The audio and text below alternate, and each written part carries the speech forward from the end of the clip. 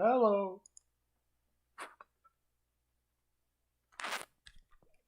Hi, everybody. How's it going? Pearlo Wisdom Show. And, well, we had quite the night last night, didn't we?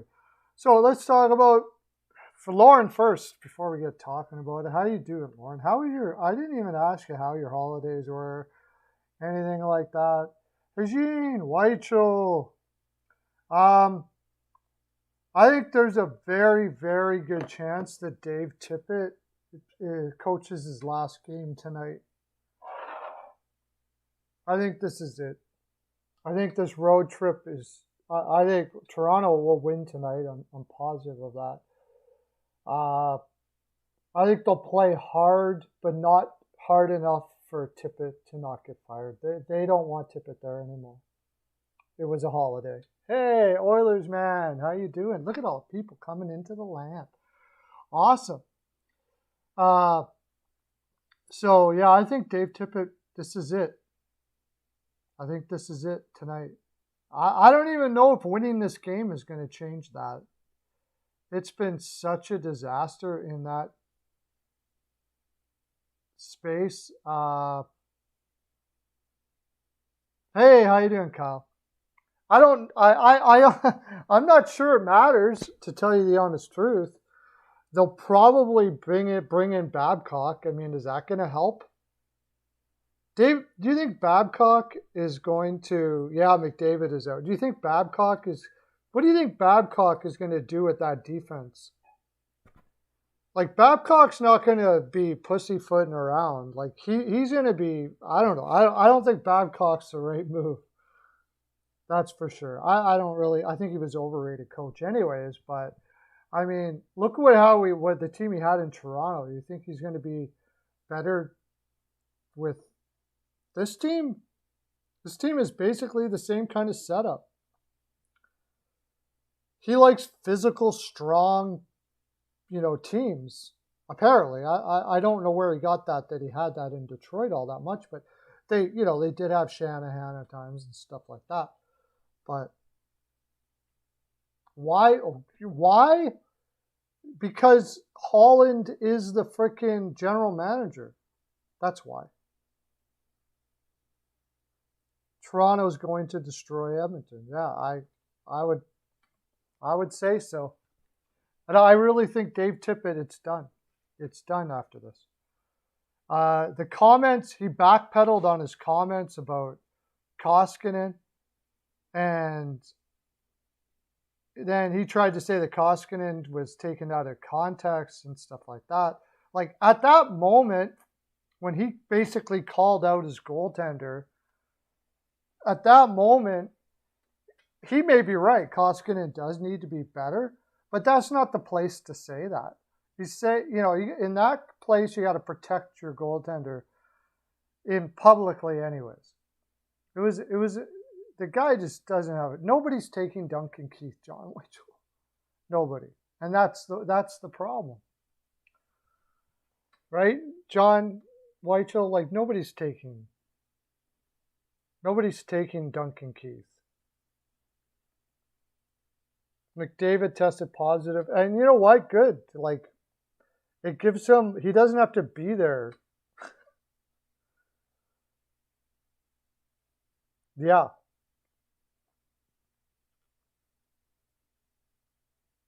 Toronto would be ashamed to lose, and I don't think Toronto plays with a shame mentality like Tippett has put in.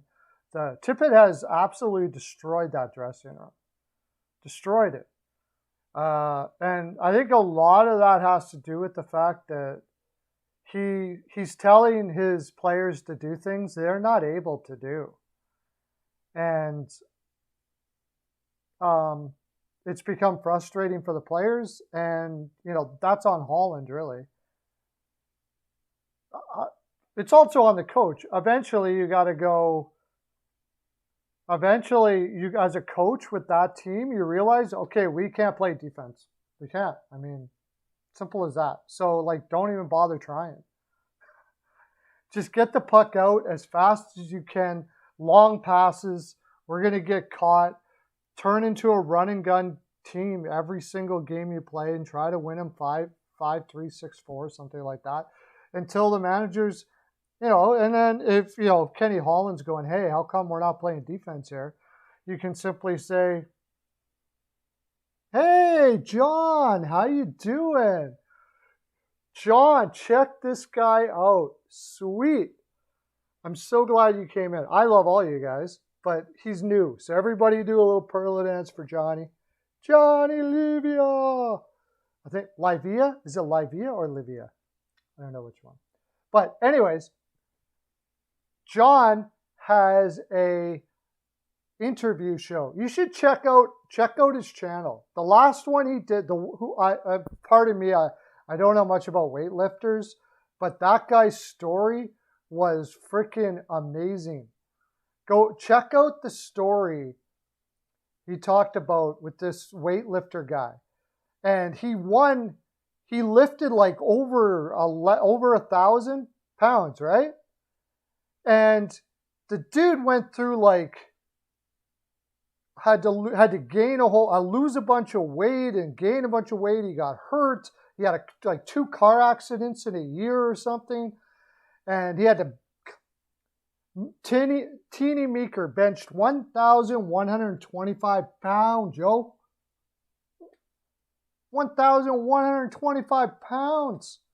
And the dude had 2 car accidents or something like the year before or that year that he had to bounce back from. It's a killer story. Go check it out. It's a great channel. And he's just starting it too. So you can be like the original people, because John is going to be absolutely huge. Talented dude. Check him out, man. He's pretty cool. He even came on my channel right now and he told me he doesn't even know anything about hockey. So he just came in to say hi. Oh yeah, right, the trade. 3 car accidents and his mom died. Holy crap. Serious and silliness. All you got to do is hit him up. Go check it out. Nylander is, I did a short on it. You can check it out. I did a short on the trade. Nylander is a talented kid that just hasn't grown up. I don't know, maybe when he's 27, he seems like one of those guys that will go to the KHL, stop banging young ladies and, partying and doing whatever he does, because it seems like that's what he finds more important right now. And, put his life and then decide, hey, you know what, I want to be a hockey player now, and put it together. Because the kid's got talent. Even though he doesn't really apparently take things all that seriously, he's still got 8 goals in, 12 points in 24 games or something like that. But he doesn't show up every night. Like when he was in Chicago and Buffalo, there was times when you could tell he obviously had been out the night before or something. Like, I'm not doing much tonight. I'm bagged. So, all that kind of stuff like that. And he's 23 now and he never got out of it. Where, Chicago's looking to basically rebuild here. Let's face it, they're going to rebuild. And one thing you can take from a trade like this is getting a guy like Lafferty who will never have the skill that Nylander has. If Nylander had Lafferty's character, Nylander would probably be a 25 goal scorer in the NHL or more right now. But if you're going to rebuild and you're the Chicago Blackhawks and you're going to have a bunch of young prospects in your farm, do you want a guy like Nylander saying, hey, buddy, come on, let's go out and blah, blah, blah. We don't need to go to the gym today. All that kind of stuff like that. You want a guy like Lafferty who has worked his bag off for every minute he's ever been in the NHL, because he's never really had the skill to be there. He made it to the NHL purely on work ethic, pretty much. So, and at the very least, even if he stays in the AHL on the farm, he's going to work every day like he's going to play in the NHL tomorrow. So all the young kids are going to see, this is what it takes to make it. And I'm not making it right now, but if you do this, You might have more skill or more this or more something than I do, and you will make it. So I think Chicago wins a trade right now because I wouldn't have Nylander there either. Yeah, I don't know what I was thinking last night. I took Philly PL. It was ridiculous, but I think that was my Philly heart talking there. But York played well. Yeah, one of the few players that played well. Like that it is Carter Hart afterwards. I'm sorry, dude. That kid's immature, man.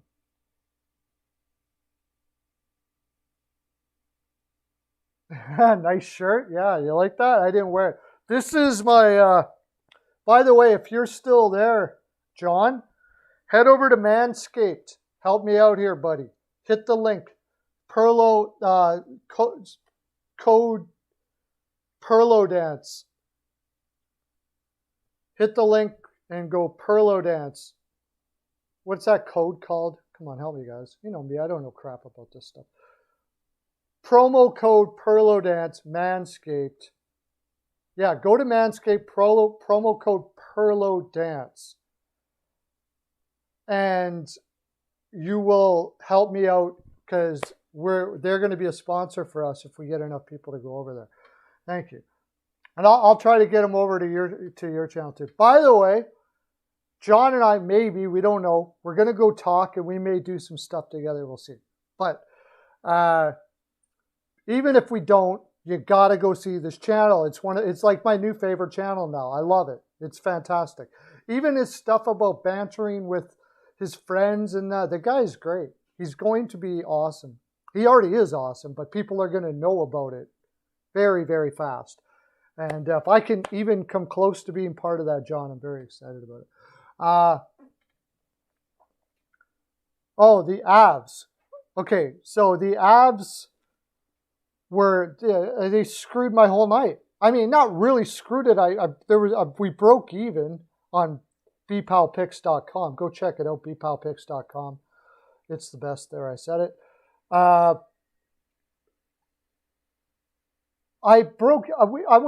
We went 9 and 6, which isn't too bad. It's not. I usually do better than that. Hockey was a little higher than that. I had some ball picks not work out.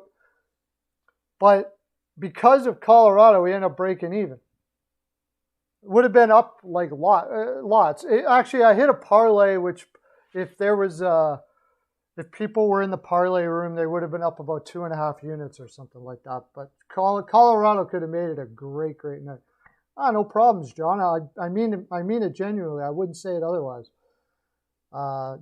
John put stuff. I have a thing on comedy. If you like comedy, stand-up comedy, I've got the All Things Stand-Up Comedy on Facebook. Just search the All Things Stand-Up Comedy. And if you know anybody that likes to promote their work or whatever, that's what it was made for. Or if you just want to show your favorite comedy bits and stuff like that, you can go on there. John posted a bit on his show where he was interviewing a comedian and they were talking about it. I thought it was great. So I reached out to him and we talked. So. The Flames, I wasn't on the Flames. I kind of liked the over there and I didn't put it in. Should always just go over on Florida pretty much. You will, I think don't die, dude. Don't die, Oilers, man. If you die, then I'm only going to have 5 concurrent viewers on my channel and instead of 6. And can't have that. So we need you, buddy. We need you. It's going to happen, though. I really, really think this is it for Tippett. His comments on Koskinen, 2 things. 2 things killed him. And I want you to watch my short that I did on this too, by the way. I did a short on this because we need to get this out to the land so everybody knows the truth of what happened. Because I'm always right. I can't even say that without laughing. I'm trying not to laugh while I say that. But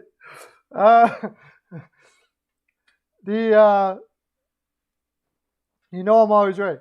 When he sat Samorukov because he made 2 mistakes for the whole bloody game. And those players had to watch this poor kid whose parents were in the stands. His parents, that he apparently, it was his fiance or his parents or something, that he flew in from Russia. USSR, my friend. This dude's on a ELC. He's not stacked with scratch. He's not doing too bad, but, he's on an ELC. And he brings his fiance from Russia, makes 2 mistakes early, and they were bad ones, and he pins him to the frickin' bench. Okay, I think the kid will end up being all right, but the players lost so much respect for Tippett right there. I don't care. You put him out in the third and give him another chance. Just put him out there. Who cares if you lose the game at this point? You just need to get a morale. So let the players take care of the kid. You don't want the players going to the kid saying, yeah, Tippett's an a-hole. And this kid's like, do I want to even play for this team? It was a stupid, stupid, stupid move. Ridiculous. Right there, that was like, I don't even call that old school. I don't know. I guess they used to maybe do that back in the day. But good coaches never did stuff like that. That was ridiculous. And the next thing is calling out Koskinen after that game a little bit, like basically saying, and then retracting your comments afterwards. That's the worst part. If you're going to make a mistake like that, either admit, yeah, I shouldn't have called him out. I was emotional that night. Say something like that. That's cool. Anybody can deal with that. Anybody can say, you know what, I shouldn't have called out my goalie. That's on. I was really emotional that night. We hadn't won it a lot. I was frustrated. We talked about it. Everything's good. I made a mistake. Just say it. Tippett looks like a guy who would never admit to making a mistake, and you cannot possibly be a good coach and never admit to making a mistake. I think he's done. I think he's done.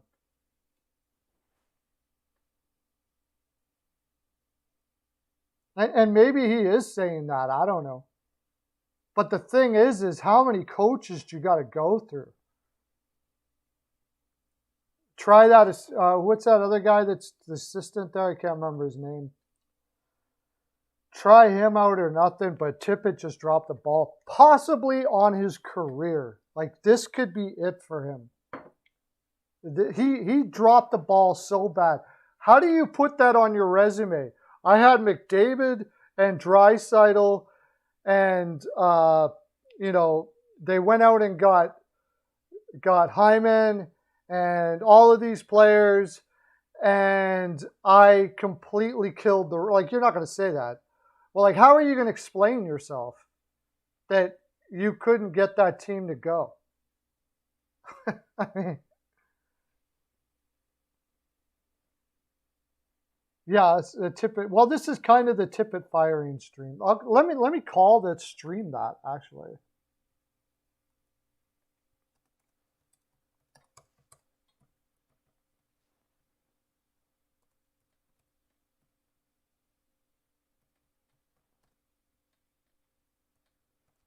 The Tippett firing. I'll just say the Tippett firing.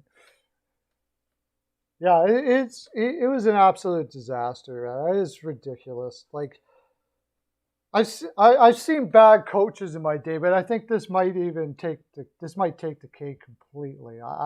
This has been diabolical how bad he is as a coach for this team. I can't believe. I remember when he was in Arizona, those teams did, like, a lot of teams did really well, considering the talent they had. But I remember talking to Arizona fans, all 5 of them, and they said that no, he's not. Well, we're going to say he is. People are going to come in. We're predicting it. I should change that, actually. You're right, because it is kind of fake news. I was too lazy to shorten the title so I could fit it all in. I'll change it. Okay, what was I going to say? Oh yeah, in Arizona, and the fan. I was talking to the fans there because I talk on all the Facebook groups and stuff like that. And they all the time said that Smith was the reason that team did anything, and Tippett was a horrible coach, and all the players hate him, and all that kind of stuff like that. And I was like, really? Really? And now we know. It hasn't changed. So it obviously was true.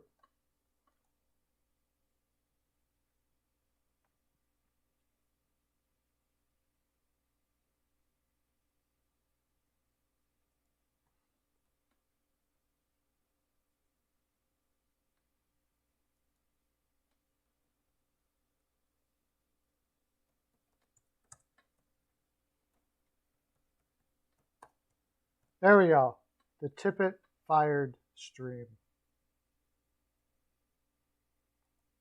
There we go. The Tippett fired stream. How's that? I think I just gonna put the Tippett fired stream. Yeah, okay, I could do that, but I don't have. You only have so much room.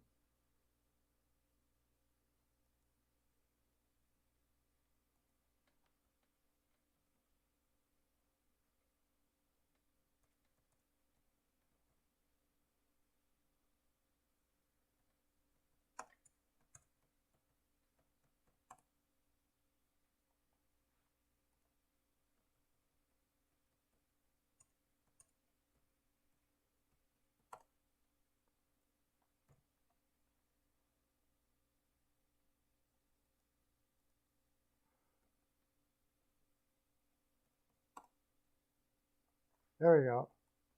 I changed it. Tippett getting fired.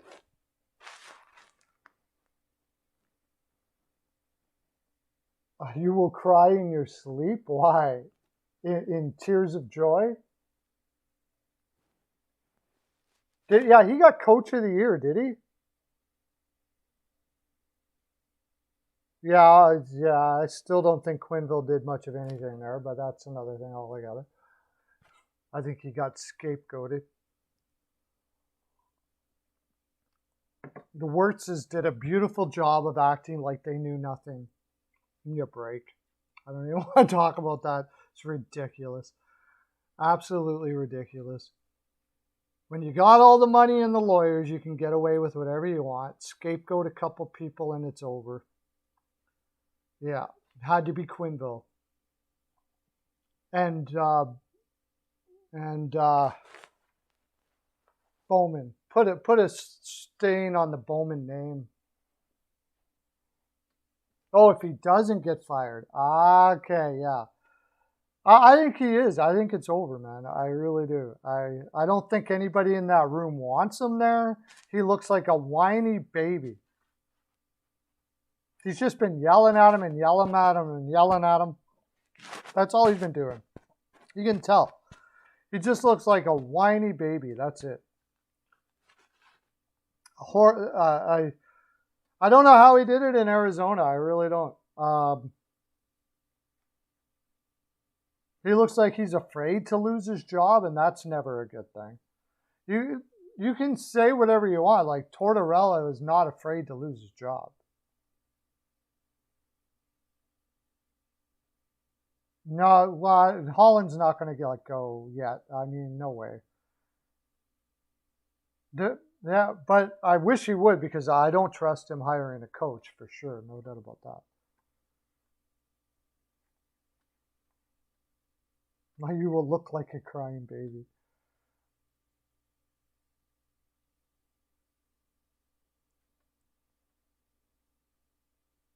Yeah. Oh, yeah. Well, I don't know if the next coach, they're just going to hire Babcock or something stupid like that. That's the big thing, Hajin. Hi, well, that's, thanks for coming in, by the way. Hajin, yeah. Can Sullivan do it? Well, let's put it this way. If Sullivan can't do it, nobody can. But he's not going to start in the NHL. However, Sullivan will be part of his rehabilitation. And I think that's exactly what needs to happen.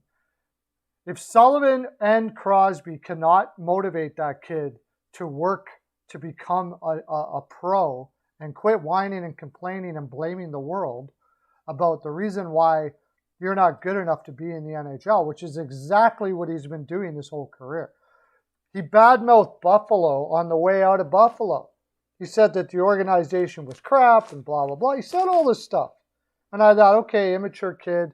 He'll go over to Chicago. Taves will shake him around a bit. No. So now he's going to go to his third organization by the age of 23. That's never a good sign. Yeah, I would say. I'd almost feel like I want to guarantee that if he gets fired, Babcock will be the one replacing him. I can almost guarantee it because Babcock is chomping at the bit to get back in the NHL for sure. Almost like it would be stupid. I don't it would be a terrible move again. And then what do you do after that? Oh, yeah. I do the happy dance. Tortorella, I think Tortorella would finally have a heart attack if he had the Edmonton Oilers. Just imagine what would be left of Tyson Barrie if Tortorella took over for the Edmonton Oilers. Cody Ceci, Duncan Keith. What he already said about McDavid. He already said McDavid has to learn to play a different way. How's that going to work out if Tortorella goes in there? I mean, I would love Tortorella to go in there, to tell you the honest truth.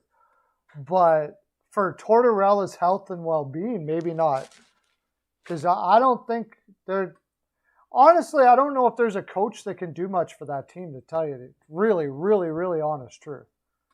I don't think there's a coach. You can change the environment, but if it was me, whatever. I shouldn't say if it was me. I think the only thing you can do with that team is say, let's not worry about defense too much. You know who I would bring in? I'll tell you who I would bring in. I would bring in Patrick Waugh if he wants to coach in the league right now. That's who I would bring to coach this team.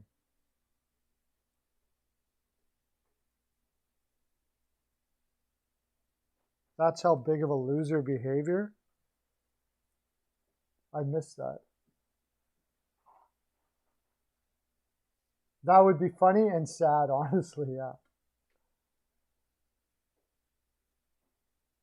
I'm sure he would die to coach McDavid. I don't, and he would never turn anything down. Like Tortorella took the Vancouver Canucks with the Sedins and all those guys that wouldn't block a shot to save their life. So if he's willing to take that challenge, maybe he's willing to take this one. But I'll tell you what, it's going to be like an army regiment in there. Like, he's going to have those guys. He's going to have the defenseman at the blue line shooting at the puck and telling every single player to dive in front of that puck over and over and over and over and over and over and over again. Because this team is a terrible possession team from their offensive zone. So they're going to be giving up pucks a lot. So if you're going to do that, you better block shots like you wouldn't want to frickin' believe and know how to do it. So the first thing he's going to do is force these guys and teach these guys to block as many shots as possible. And if you don't like blocking shots, then you have to find a way to win battles in the corner and move the puck out fluidly while you're doing it. You can't just look around waiting for somebody else to win it for you and pass it to you. Unfortunately, you're supposed to have guys that are able to do that for guys that aren't so good at it, but we don't have it. So the only way you're going to be able to do it is you're going to have to learn how to block shots a lot.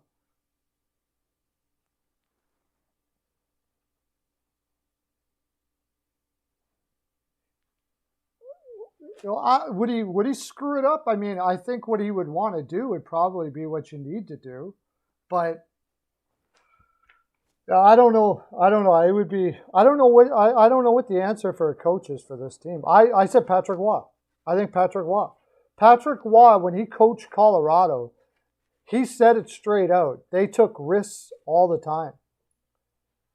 He played a style where he wanted people to take risks. Like he was not like Tortorella. He did not play a safe brand of keep everybody in front of you. Don't play creative until you've got it into, all of this sort of thing like that. He didn't play like that. I think Patrick Waugh would be the best. I think Patrick Waugh would be the best coach for this team if he would be willing to go to Edmonton. I don't know if he would, but.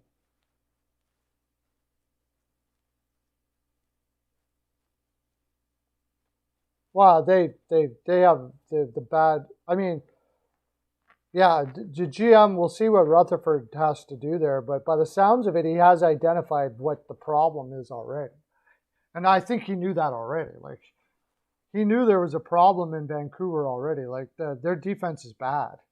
Like the Oilers, their defense is bad. Why is Peterson not scoring? Because he's got to do all the work in the defensive zone, just like McDavid. He's not allowed to, he's not able to go with the flow of the play because he's got to sit there waiting for their defense to do something. He's standing still. So, I mean, it's going to be really tough on him. Now, a guy like Miller, you'll say, well, Miller's got lots of points.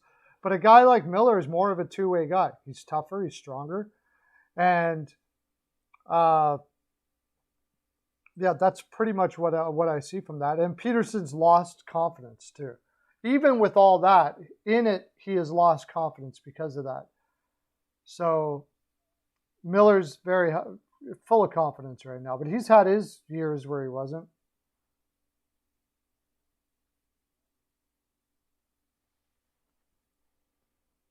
Time for Tippett to do a Datsuk? Are you talking about Holland? Yeah, maybe Holland step in behind the bench.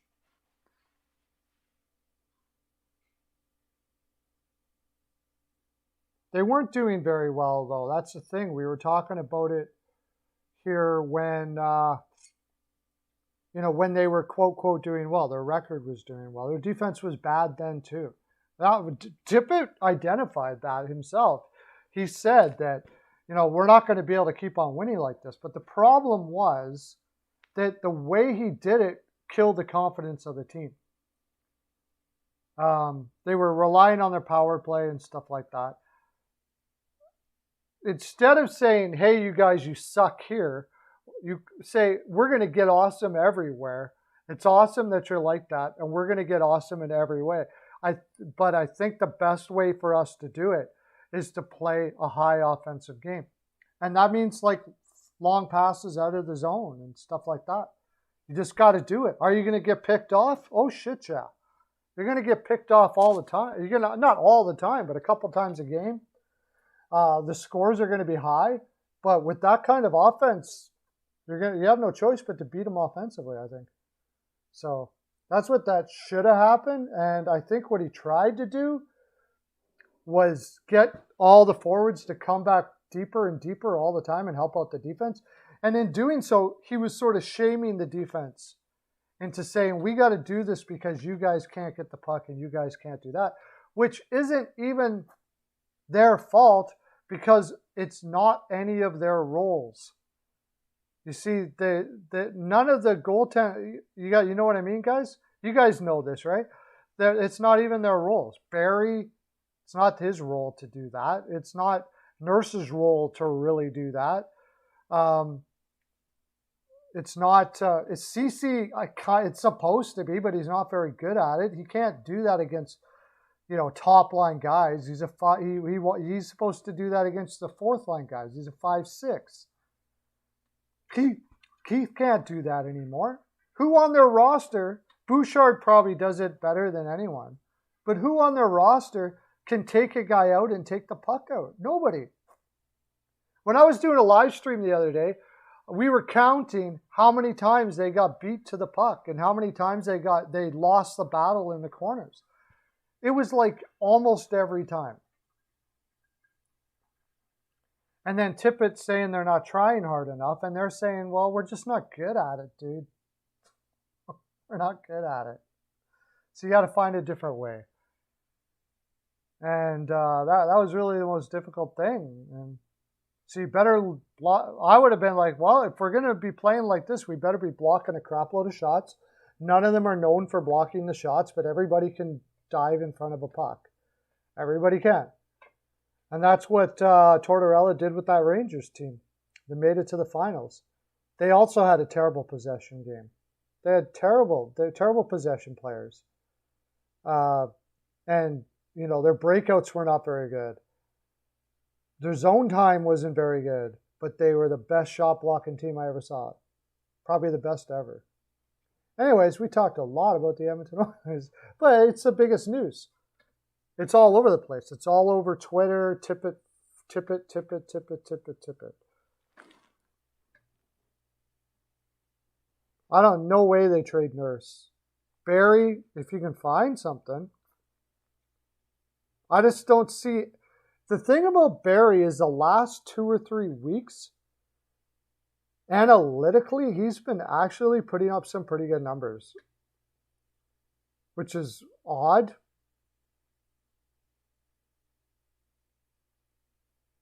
Yeah, there's a good. Get Datsuk to coach. Maybe.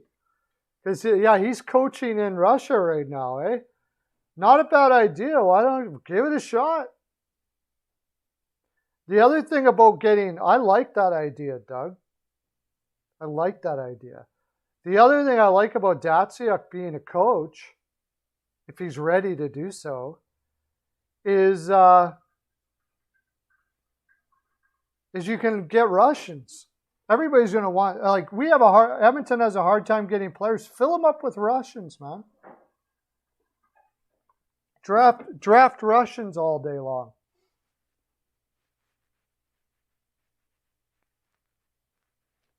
Yeah, I mean, on the right team with the right partner, Barry might, has some value, no doubt about it. But he's got to have a really strong defensive partner. Like Carolina, if he was with Pesci or something like that.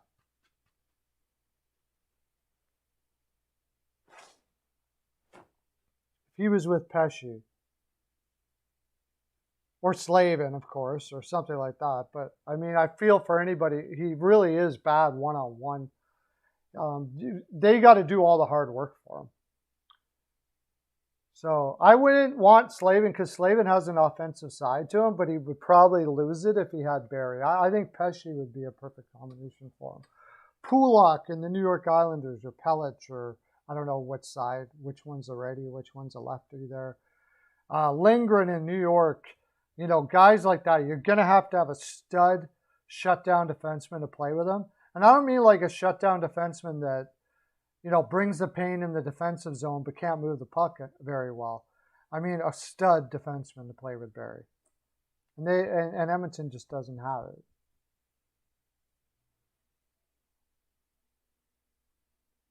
Maybe, I don't know. Would he have it to an A? I don't know.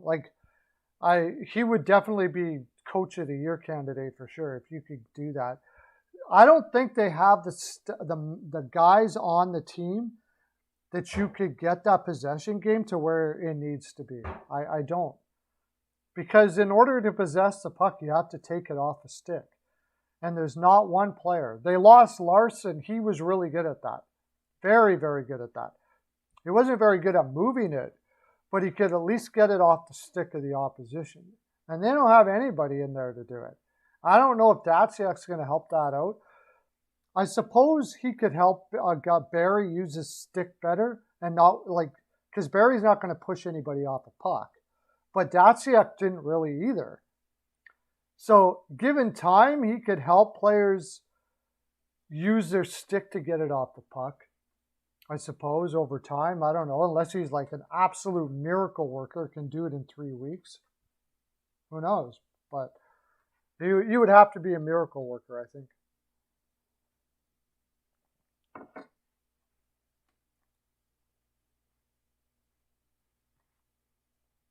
Hey, what else are we talking about today?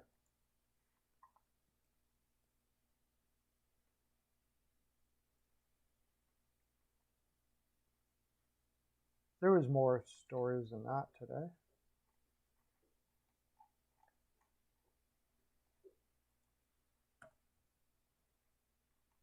Riley Nash placed on waivers again. Somebody will probably pick him up. Maybe the Oilers. I don't know. He doesn't do much. Victor Rask cleared waivers. He's going to be on the. He's going to go on the taxi squad. That sounds about right. They have Boldy, and it looks to me like Minnesota has realized that they're not a contender. That's what it feels like to me.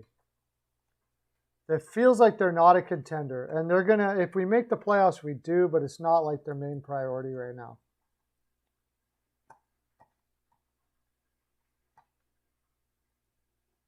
Do you guys agree with that?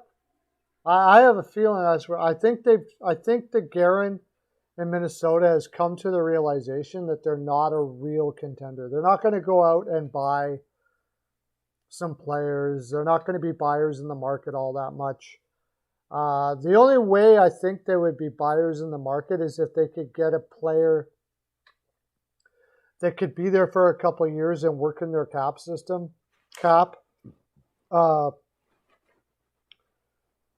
Because they're probably not going to be able to sign Fiala.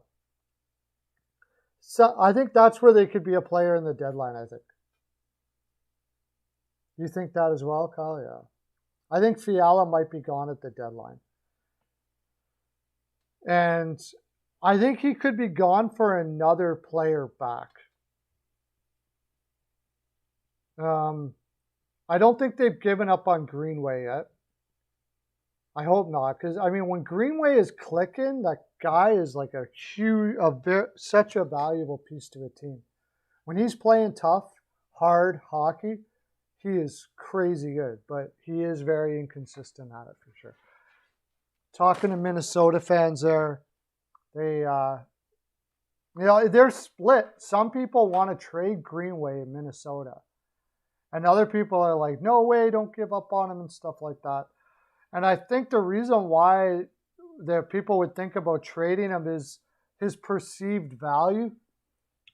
But I think the people that want to trade Greenway are people that think that they're going to go for it now, and I just don't see it.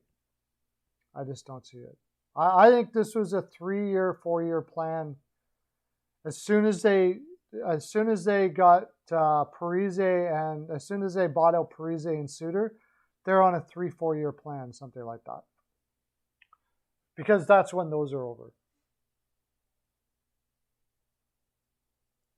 Yeah, well, of course, it depends on what you can get back. But is anybody really going to overvalue? He's a difficult value because he's huge. I mean, general managers will love that size. It's hard to get a value for what somebody would give for him. So you could definitely see a big overpay that might not even end up being an overpay with him. Like the possibility of what he can be makes him hard to trade him. You know, is he the guy that was on pace for 45, 50 points last year? Is he going to add more physicality to his game? 6'6", 225. I would want a lot for him. If I'm going to trade him, you're going to have to make it worth my while because it's too enticing to just see what that kid's going to be. I'd keep on going with them too. I don't know what his attitude is like in the room though.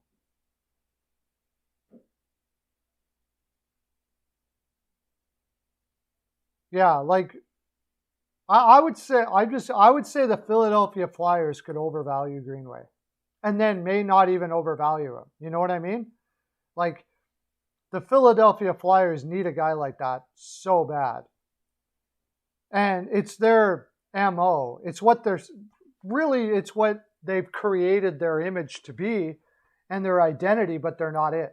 That's the biggest problem, I think, in Philadelphia, is that their identity is the Broad Street Bullies, and they're nothing. They're not that at all.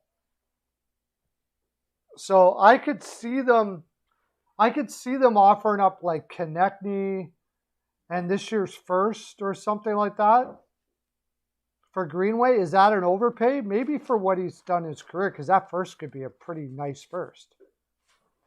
That could be a top 10 pick.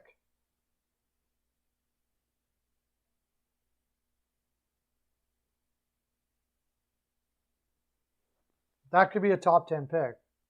But I could see them doing it because they need, and it's, even though it's a winger, guys that big that can put up any points at all are hard to find. Oh, yeah. I mean, Capitals would be definitely on the phone for him for sure. They build their team big, big, big, big. Basically, the Capitals, if you can, it seems to me that the Capitals, when they look at prospects and stuff, they look at, are you big and can you skate? And the rest will take care of later. So I would say they'd be all over Greenway. What are they going to give up, though? They don't really have prospects. McMichael, I guess. I don't think they would have enough. I think there's a lot of teams. I think Detroit would be on the phone. Detroit needs big guys like that on that team. They need some size. Where is he from? If I'd need an overpayment to trade him, though. No doubt about it. Unless he was asking for some reason. Let's see, Greenway. What are some reasons why they would trade Greenway? It's not like he's totally underperforming, really.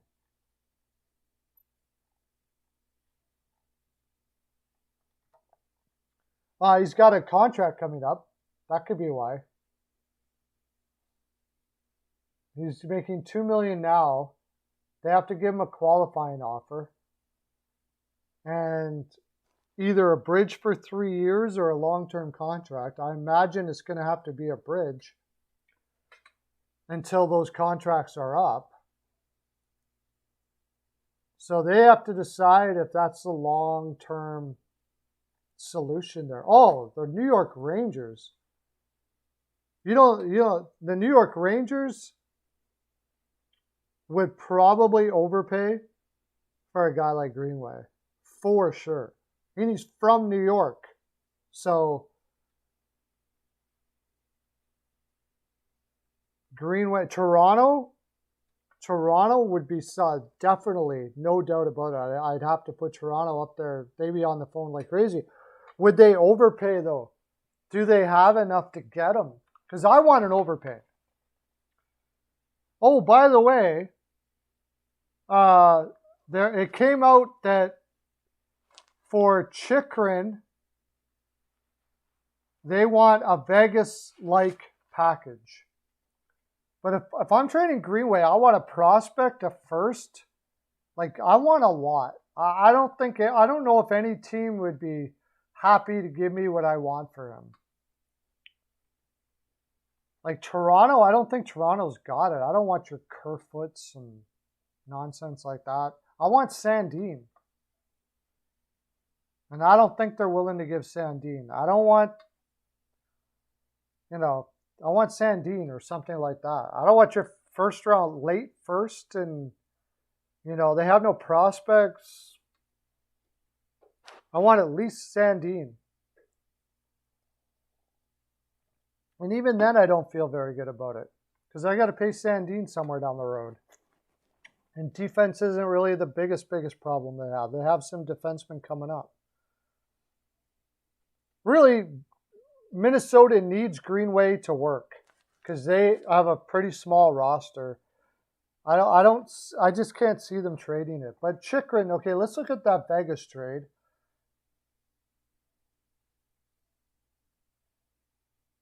Yeah, well, yeah, absolutely. I mean, I'm sure Toronto would be on the phone. I just don't think they got enough to get him.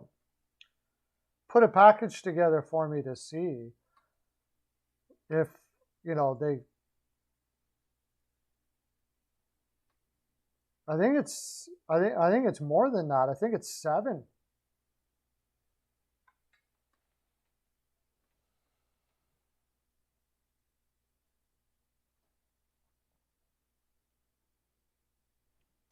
Oh my gosh, what is that?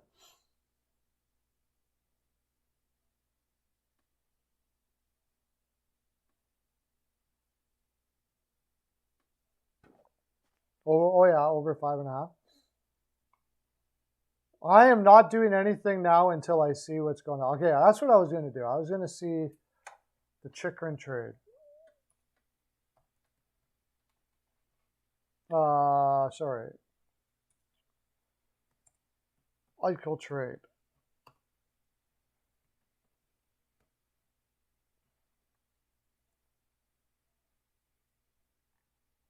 So what I'm hearing is that they want for Chychrun the same kind of deal that Vegas gave up for Eichel. And that's Peyton Krebs, Alex Tuch, a young forward that's on the roster, a fairly blue chip prospect, a first round pick. This was top 10 protected. I don't know if they're going to want to do that. Maybe in the 2022 draft, and a second round pick.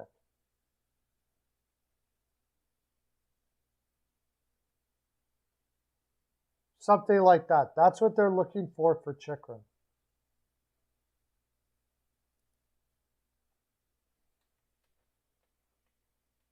Well, that's what I mean, if you look at my Chychrun trade videos, I said something like that. I said that's what they're going to want. And people are like, oh, I'm not giving you that much for Chychrun. I'm like, well, you're not getting Chychrun then. Like, I don't know if people realize how good Chychrun is. He is. I wouldn't let his plus minus this year fool you in his points. More than likely, he was playing through injury. And he got to the point where they just realized that they weren't going to make it anymore. And he took some time off here. But the guy is a freaking stud. So taking that into account, Doug, you're a Detroit fan.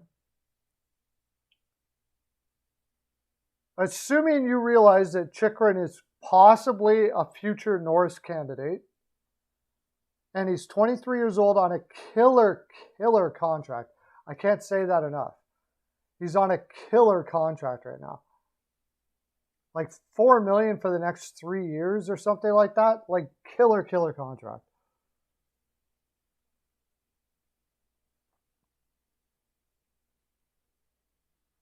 Yeah, he's an elite player. So what are you willing to give up for an elite defenseman like that?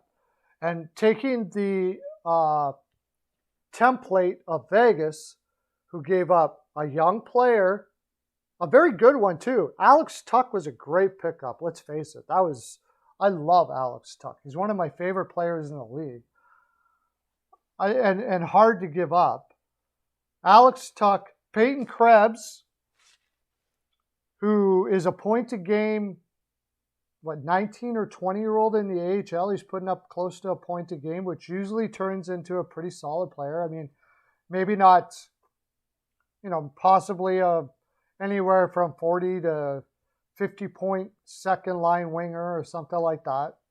Maybe more, could have upside higher than that, but that's basically what I think you would be projecting him at now. A first round pick, which wouldn't be Detroit's first, because that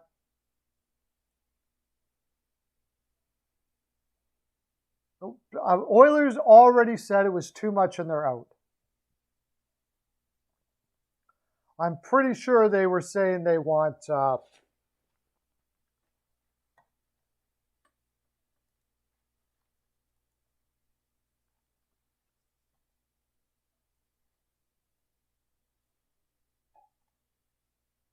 they already said they were out.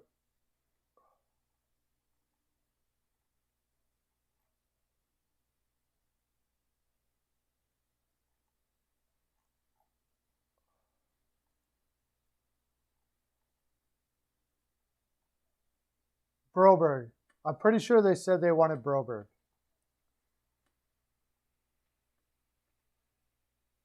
And their first round. So they would want Broberg, their first round pick,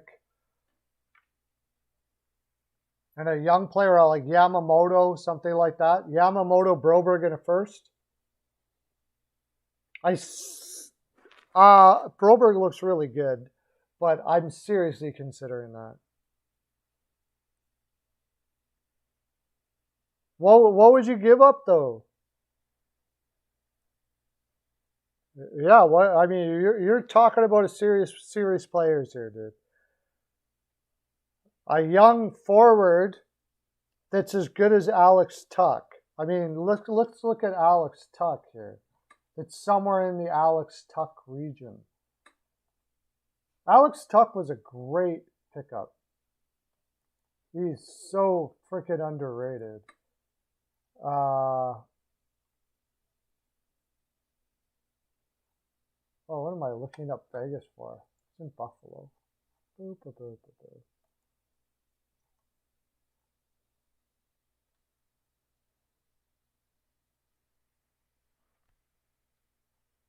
Alex Tuck, 25 years old. He's on a sweet contract, 4.7 for 5 years.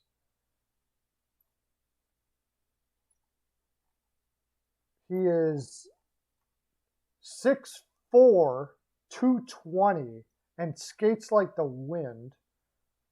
And he's already put up more than half a point a game in the NHL in his career. 52 points in 2018. That is a pretty solid young player there. So, I mean, they'll try to pawn off Zadina, I imagine. But I'm not sure that the Coyotes would be biting too hard on that. Zadina hasn't really hit it out of the park yet for a guy who was drafted as high as he was. I think it would make Rasmussen, you know, like, I don't know. You'd have to tell me, what would you think that they would give up for that?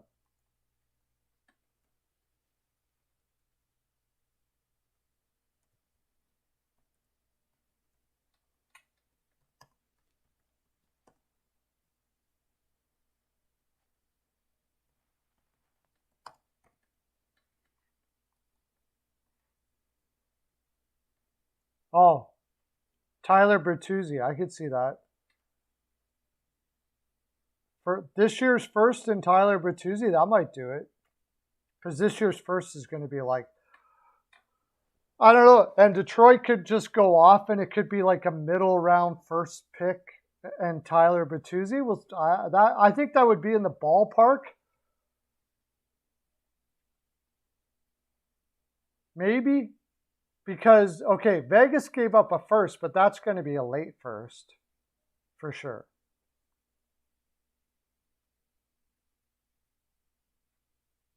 And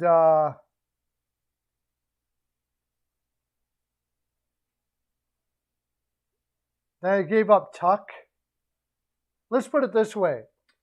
For that first and Bertuzzi, do you think that would grab Tuck, Krebs, a first round pick, and a second round pick? Is that what it was? Tuck, Krebs, a first round pick, and a second round pick. I think he might have to add a little bit more, but maybe not. It depends how much they like Bertuzzi, too. But that first could be extremely valuable to them, so I don't know.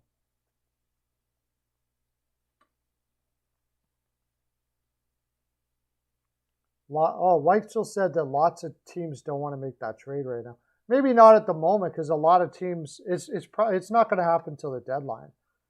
That trade wouldn't happen until they know how many people are going to be in and out of the. That's your deal?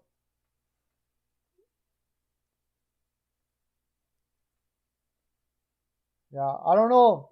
I don't know if a team's going to give up more than that or not.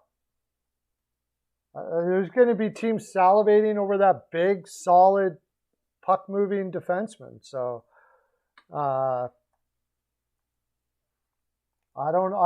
can't say if that would do it. I mean, I'm unsure if that would do it. I can't sit here and say, oh, that's going to do it for sure. No, I can't say that for sure.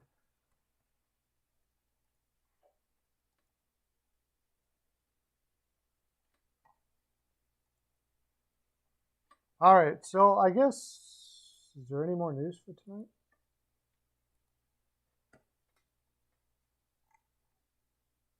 Sharks and Bruins announce more COVID.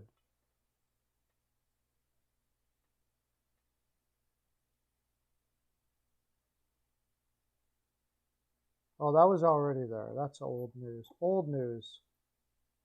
Riley Nash placed on waivers, so we'll go over last night's games.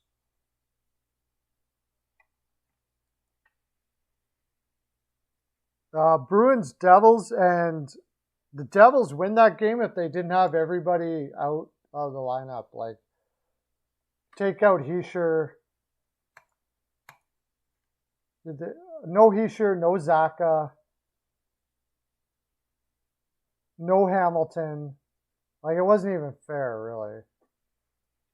And they put up a good fight nonetheless, even though they had pretty much everybody out of the lineup.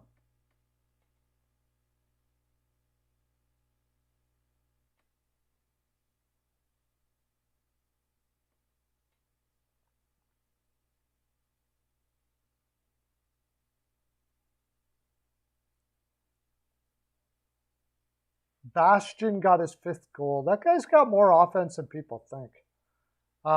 Trent Frederick scored from like down deep in the freaking corner. Blackwood didn't have Blackwood certainly would want that one back again. And oh yeah, well, we'll get to it when we get to it. But we got to talk about that freaking sick McCarr goal. Holy crap, that was amazing. And then Pasternak from Hall and Hall. Like Hall, watching Hall, I wouldn't say he's packed it in. Like he does, I don't know how to explain. He's just not. You watch him and it's like he's so good he doesn't have to try. That's what it looks like. And that's exactly what it looks like is happening. He's not really trying all that much. Like as much as he could possibly try, it doesn't appear that he's trying as much as he could possibly try.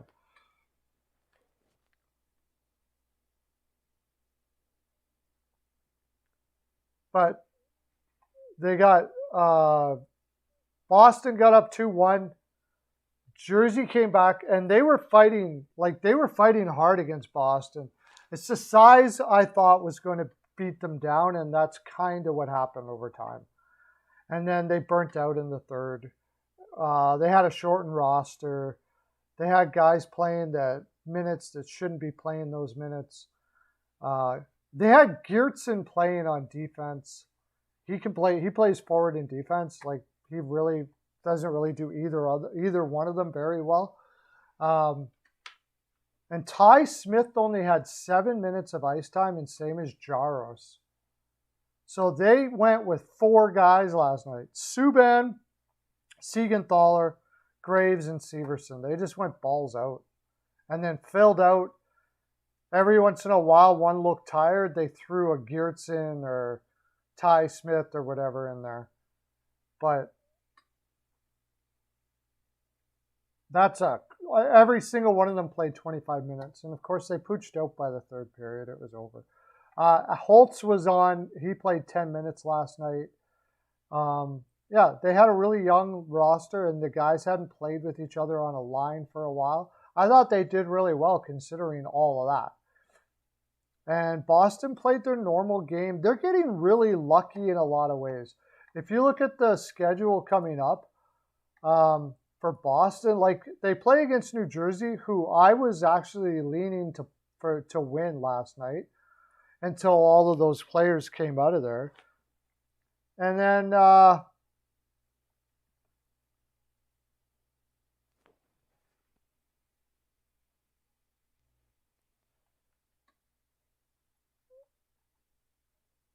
Oh, it's taking so long for this to go.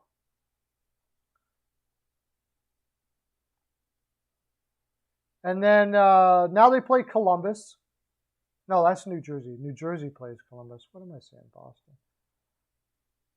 Now they play Minnesota, who is hurt, playing with 2 rookies. So they'll probably get that. And it just seems like that's what's happening right now. Everywhere Boston goes, COVID goes. What is Marchand sprinkling COVID dust over everybody before they get there or what? It's crazy. We'll see what happens in Tampa Bay. After this home stretch, they go and play Tampa Bay, who they have a really tough time with. And they're getting to the point Kucherov might be back then.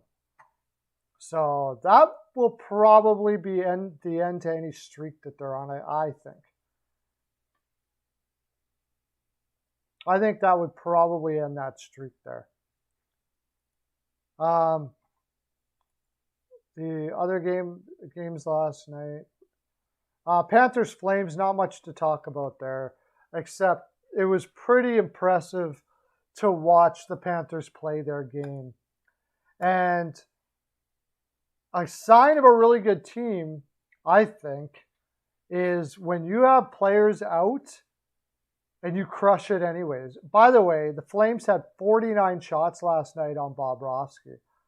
And Bobrovsky had a stellar night last night, it was getting pretty iffy to whether Bobrovsky was going back to the old Bobrovsky or not. And maybe he still is, but last night he certainly wasn't. I honestly, and there's 2 things about this game that I took away. Calgary never gave up even when they were down, and they kept on shooting and playing hard right to the bitter end. That was good. Florida might have the best offensive game in the league right now. Their offensive pressure system that they have, I wouldn't say it's as fun to watch as Minnesota's, but their anticipation in the offensive zone is probably second to none. Old man Thornton scored a goal last night from Monterrey and Verhaeghe. Hornquist potted one. And I would like to know what the stats are when Hornquist scores a goal for Florida, because you ever listen to him on the bench talk about a guy that keeps his team honest? He is like yelling at his team. You can hear him. That's not our game. We don't play that way. No. It's freaking awesome, man. I loved Hornquist. Anyways, he steps up. The whole team stopped up. Ryan Lomberg got a wicked shot in the top end corner last night. And Hornquist got 2 goals. Lucas Carlson, I mean, the step up mentality there. The step up mentality there is Pittsburgh-like, it seems so far. And I was a little concerned about how that coach was going to work. Bennett, or it's Bennett. No, not Bennett. He played with Minnesota. I always forget his name.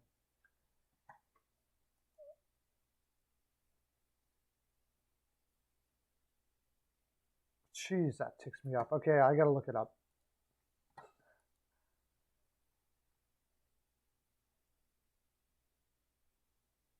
And the Florida, and they have cap room yet, so they can still get room. I heard that they're looking at Sherratt.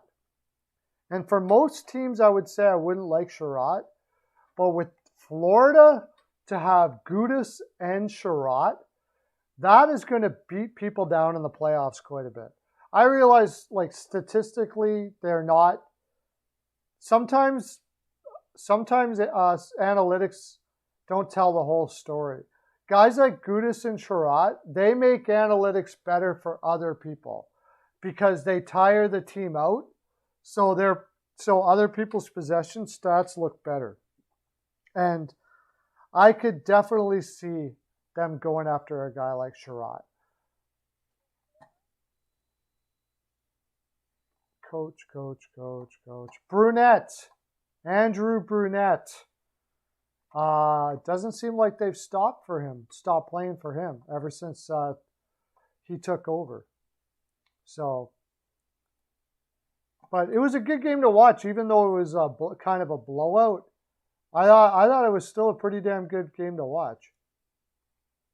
Lightning Blue Jackets, Corpusalo, I was ridiculous. I had that game all day. I should have even had it more than I did, honestly. Way more than I did. That should have been a 20 pearls there. Because Corpusalo isn't good to begin with. B, hadn't played in a long time. Was injured. Werenski was out. And Tampa Bay is, just trying to prove themselves at the moment. A lot of stuff was coming out where is Tampa Bay on a slide and all this kind of stuff like that. It was just a bad spot for the Blue Jackets all the way around there. I didn't look at the stats here, but I probably went freaking bat crazy on here. I know Palat got his 11th and 12th. Corey Perry tossed one in there. Braden Point, there he is. Nyquist, Maroon, everybody's scoring. Here's a goal, there's a goal, here you go, goal for everybody. Perry got a couple points. It was a nice point patter last night. Vasilevsky was Vasilevsky in net too? Yeah. And he was kind of struggling a little bit. Still didn't really put up the greatest save percentage, but at least he stopped some pucks after a bad one against the Rangers the night before. So Red Wings, that was another one I had the over on that game. And I remember I was saying yesterday, I think Detroit's going to do it. I just had a feeling of it, and I didn't pull the trigger on it. Got to trust your gut, right? San Jose, they look totally defeated. You talk about a coach that's probably gone. It's probably him.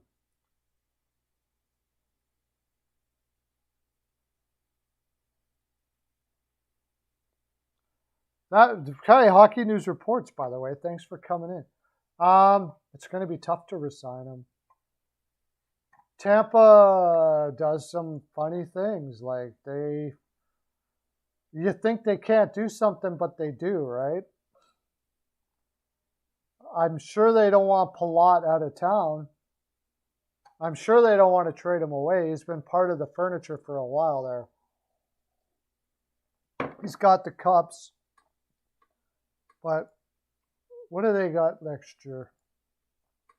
Don't they have to sign Sergachev again soon too?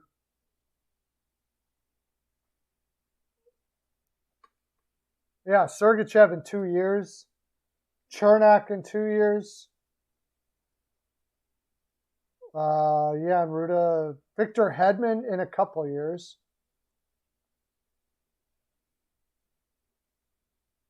Who else do they got? They got Stamkos in a couple of years. Cirelli in 2023. Killorn in 2023. Oh my gosh. I don't know what they're going to do. I imagine they'll trade Killorn before they'll trade Palat. I have a feeling. I have a feeling they'll trade Killorn before they trade Palat. Till 2020. They're all up right away. They sign him for league minimum, yeah. I don't see how that could possibly happen, but you never know. Montembeault. When's Montreal going to play again, by the way?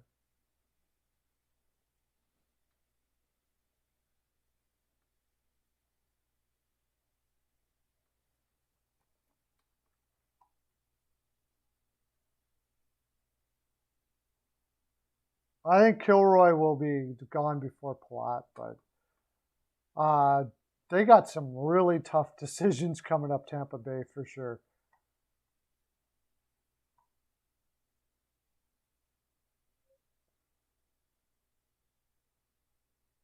The Habs will never play again. Yeah, I think they should just tell everybody, like, just give us the goose egg for the rest of the round here. Just give us the goose egg for the rest of the round. We'll call it a year. But I can't do that because, of course, you have to play you have to actually play to lose so you can get a draft pick. Do I think the Stars make the playoffs? No, I don't. Short answer, no. I don't. Too tough of a division, too old of a team. I think they're going to fall apart. And I don't know what they're going to do after that, because for the Dallas Stars to make the playoffs, they're going to need Robertson and Rope Hintz to go off. How the Jets? I think the Jets have a better chance. The way they played, if they play like they have the last two games, they got to beat the crap out of people. That's the thing with the Jets and Dallas as well. Like they got a roster where they really got to beat people down. So, but the Jets have a younger roster to be able to do that. So I think it's possible that they make the playoffs. However, I don't even know if it's a good idea right now. I don't know where the Jets can go from here. Are they really going to get much better than they already are? And are they really going to be a contender anytime soon? They're really in a middle-in type area, I think, the Jets. But I think they can make it. And I haven't even looked at how far they're out and stuff like that. I picked the Kings to make the playoffs this year. I think I kind of overvalued a couple of their young guys, though. Let's look at the standings here. What do you think, by the way? What do you think, Hockey News Reports? Do you think they're going to make the playoffs or what? All of you guys out there, do you think they're going to make the playoffs?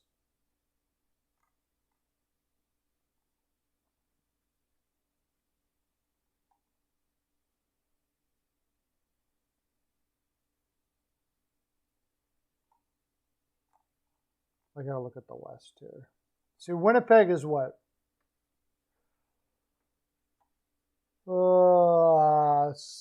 So they're 4 points out of a playoff spot. No, they just got to beat. Oh, they got to beat out Edmonton. What am I thinking about? Oh yeah, they can make the playoffs, no doubt. Which one do I like better, Winnipeg or Los Angeles? Oh man, Los Angeles needs more help from their young players. Like, it's going to be a dogfight, I think, between them all. I think San Jose is going to fall off. Vancouver probably will fall off again after the energy of the green firing starts to wear off. They've already been told that they're not adding any more players. In fact, it's more likely that they're going to trade away some veterans. So there's that. Dallas, I just don't think that team has it in them, man. I don't think that team has it in them.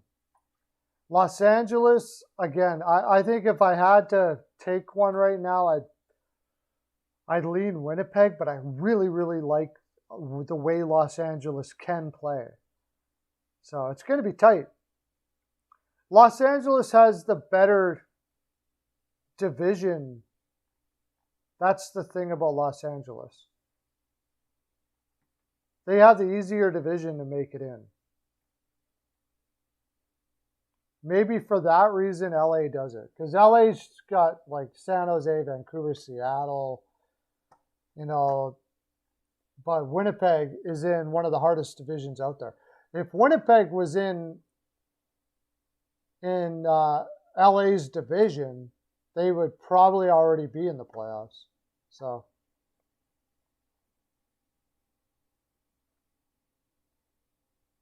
no. Are you kidding me? Oh my gosh. Dvorak and Allen.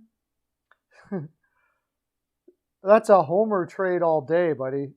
Dvorak and Allen won't give you Boldy. Dvorak and Allen won't give you Boldy. What do they need Allen for anyways? But thanks for putting the trade in there, but no, you're not getting Boldy for that.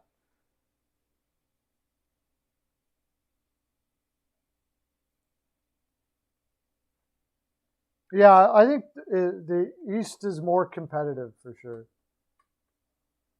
The East is more competitive for sure.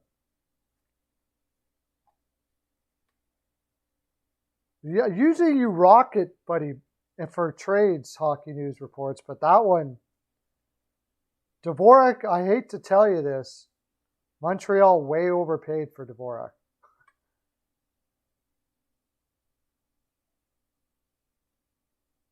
Oh, way easier, yeah.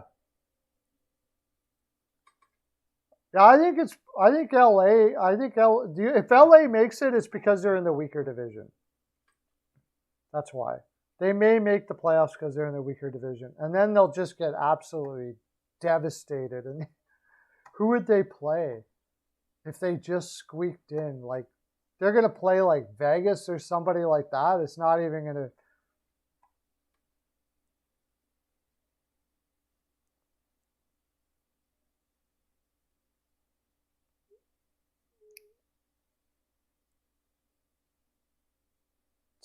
Dvorak, okay, now take out Boldy and just a third round pick in Damian Hunt.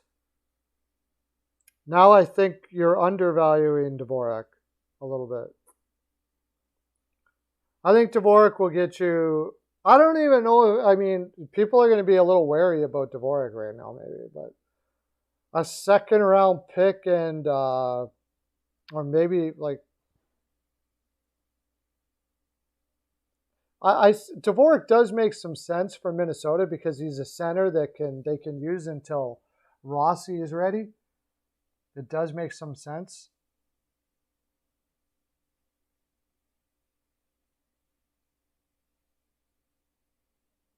Who's the third best pick? That's a good question. They're proving me. They're proving. Oh, they are ahead of Colorado too. Wow, they got games in hand. I got to say Colorado. Colorado, then St. Louis has really impressed me this year, and Minnesota's fallen off quite a bit. What about Calgary? Ugh. For some reason, I'm still concerned about Calgary. I don't know. There's something about that team. I think they're playing as good as they possibly can, but the roster itself is playing over its head. So I don't think they're going to be able to hold up over time, personally. I think they're going to start to fall off later in the season myself. Where St. Louis is way better than I thought they were going to be this year. But then, yeah. Because of Kairu's stepping up and Thomas when he's in, they're way better than I thought they would be. I actually had St. Louis missing the playoffs this year, and it looks like I was very wrong about that. Drouin and Allen. Oh, yeah, maybe they could use a Francouz. We'll see. I think they would want to see what. I don't know if they would need Allen, but Drouin they may think about. I'm not sure. You're not going to. I don't think you're going to get too much back for Drouin. I don't know if they'd be willing to give up a first for that. A late first for Drouin, maybe. I don't think it gives them much more than they already have. That's the thing. I don't know if it upgrades them that much more. So. Blue Stole Buchnevich, yeah. I don't know what was going on with the Rangers there, but somehow he didn't get along with them, and they didn't get along with him, and St. Louis got to take the spoils of that because Buchnevich is playing fantastic there. It seems like he's got a really quirky personality, like he's a different type of dude, and I guess they weren't able to I guess they weren't able to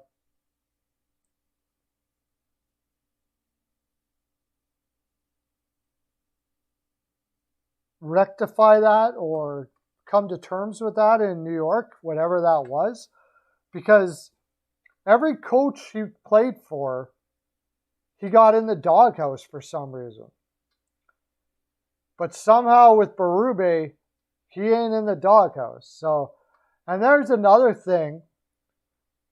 When are we going to start talking about Berube for Coach of the Year here? I don't think he's going to win it because his team's too strong. But I think he's doing one heck of a job with that St. Louis Blues team. They got a lot of different personalities in that team. You bring over Buchnevich, who seemed to be a problem child with several coaches in New York, and you haven't heard boo of it in St. Louis. In fact, Buchnevich has gone having a career year. So, pretty impressive stuff. Yeah, it would have to be the first next year. And I just don't see them doing that. A second and a prospect? If you want to go, I mean, there was talk of the possibility that Tampa, I think this would be an off-season move. Not Tampa, Colorado.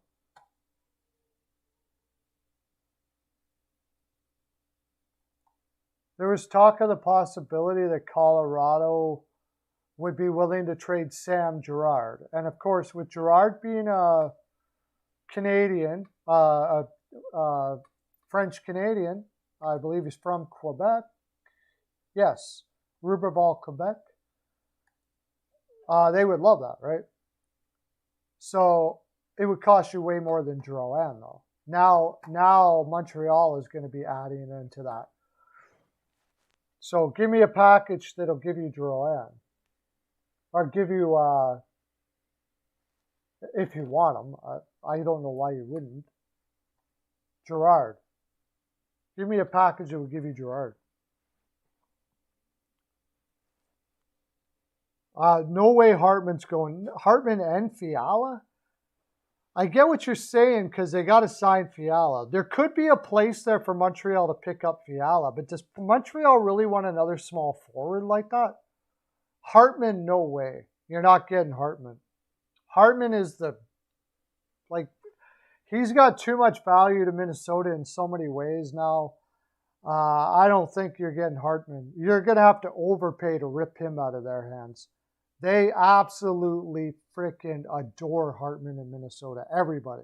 Fans, coaches, players, managers. Like, he has become the identity of the Minnesota Wild. So I don't think you're going to get a Hartman. And I think it could end up, in the end, it could end up actually hurting them because I doubt Hartman's going to be able to keep up this offense over time. But he's always going to have his character. I really don't think you're going to get anybody's going to. You'd have to really overpay to get Hartman out of Minnesota. Fiala, there's a place for. Dvorak for Fiala, maybe Dvorak plus for Fiala, but not Hartman and Fiala. No way, because Fiala, I don't think they're going to be able to sign. So to get a centerman, to be able to fill in until Rossi's ready. And then you've got Dvorak, Ek, and who am I forgetting there? Anyways, you got a pretty solid, but he would just basically be Dvorak would just be a filler for Rossi. Because Ek is going to take the second spot, and he could play third line, I guess. Third line center. Who am I? Oh, Hartman. I think they're playing Hartman. So there probably eventually won't be a spot for Dvorak there. And then he's off to somewhere else again.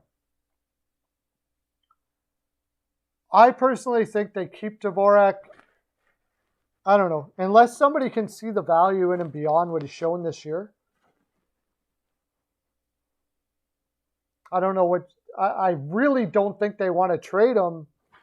Just for the optics, when you consider you gave up a first and was it a first and a second for Dvorak? Man, oh man, oh man.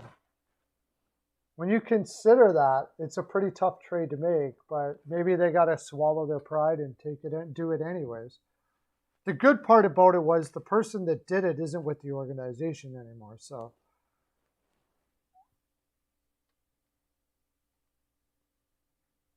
some teams that Dvorak could go to. Maybe the Oilers, I would take them, but you're not going to get much out of them, I don't think.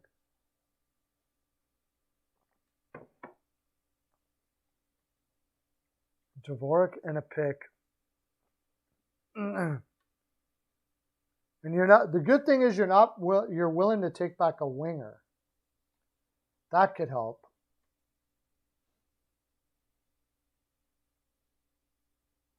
You're willing to take back a winger. He's fairly young. Maybe the Kraken.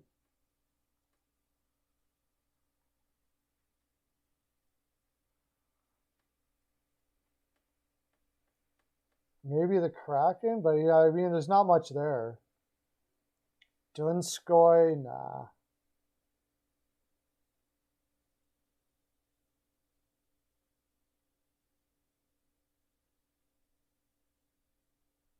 Like Jared McCann and Carson Soucy or something like that with the pick. But I don't know. Dvorak to the Blues? For who? For like Bozak plus or something like that? Bozak and they could get their first back, like a late first? Something like that?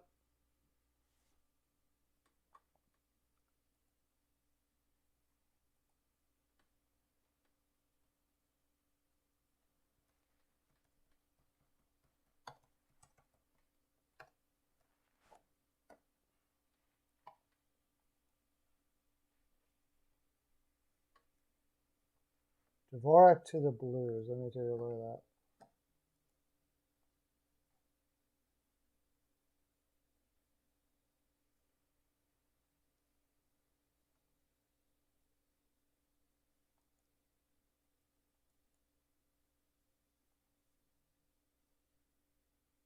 Yeah, I don't know. They really like Barbashev there. Look at Barbashev's points. 27 points in 32 games.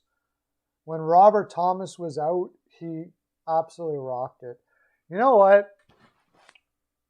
We got to talk about the games tonight. We talked about the Oilers game. I have a feeling that St. Louis is going to win that game tonight.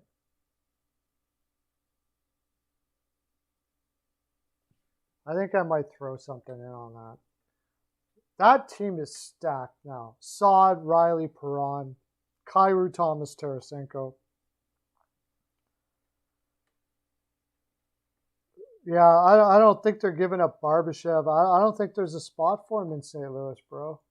I think they really like Barbashev a lot there. Dvorak for Tarasenko makes. I think they're hoping they get more than that for him.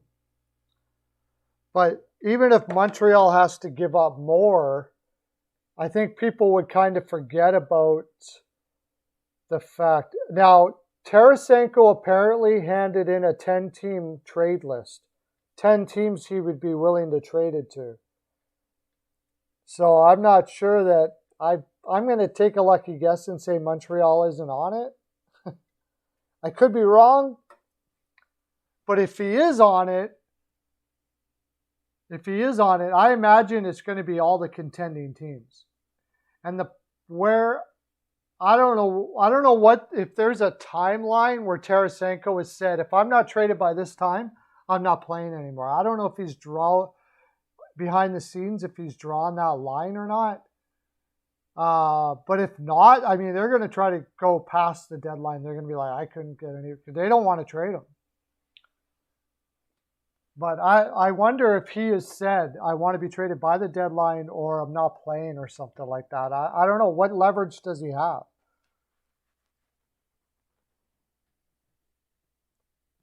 Now, I think a team's going to give up more than that for Tarasenko at the deadline. The way he's playing right now, I think other teams will beat him out. And Maybe not because he's got a 10-team trade list. But even that, of those 10 teams, I'm sure he picked teams where it made sense. If they're going to trade him and he has to be traded by the deadline, I would look to Colorado. Colorado. I think Colorado could put a really good package together for Tarasenko. Just imagine Tarasenko with McKinnon or wherever you decide to put him, the way Kadri's playing right now. But, I mean, what would go back?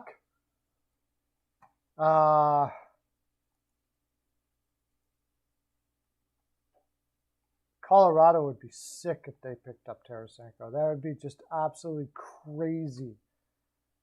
I think they would definitely want Burakovsky, and maybe they would do that.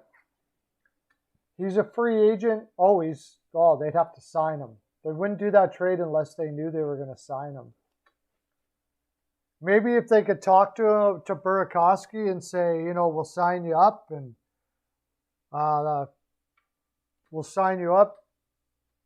And then Burakovsky goes, okay, cool, we'll do that. JT Compher plus. JT Compher had a really good year this year.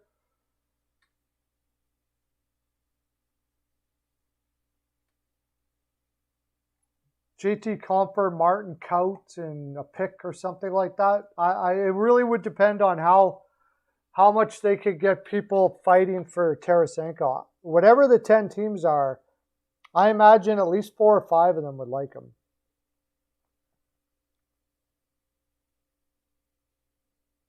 Shesterkin and Fox. Oh yeah, I'll do that deal. I love Leon Draisaitl, but I'm all over that deal. Are you kidding me? You can have a first. And that's the sad thing, is the Oilers wouldn't do that deal. That's the sad thing. I'll bet you the Oilers would not do that deal. If you give me Shesterkin and Fox for Draisaitl, the deal's done. Shesterkin is basically like getting Vasilevsky right now. You got the best goaltender in the league. And Draisaitl is freaking maybe the second best center in the league, possibly. But I'll take you give McDavid, you got a Norris Trophy and a Vezina Trophy winner, future winner, several. I'm doing that deal. It's not easy. It's really hard to give Draisaitl back. What do you guys think? What do you guys think out there? Would you do that deal or what? I think I'm going to do a short right now. Okay, you guys are going to watch this. I'm going to do a short right now on my live. I should do this more often.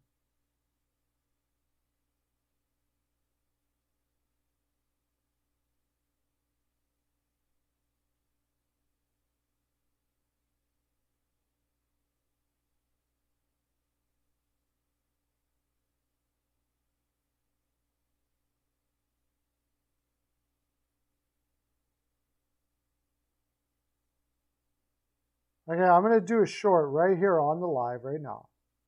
And I'm going to offer that deal and see how many people will take it. So you guys make sure you go watch this short that I do, okay? So we get as many people watching it as possible, and then we build up the algorithm, as I like to say.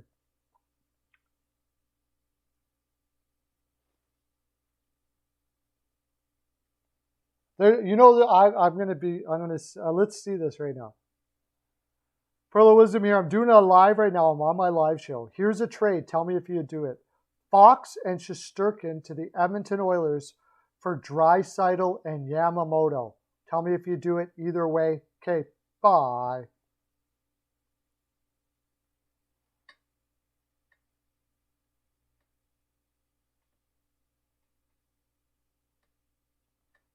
Okay, Oilers and Rangers trade proposal. I'm going to do this tomorrow. I'm just going to keep on doing shorts on my live together. We're going to create them together. Hey, this is a great idea. What a freaking killer idea. We haven't even did the games for. Oh no, what a killer idea. We're going to do this tomorrow, and we're going to post it on the live.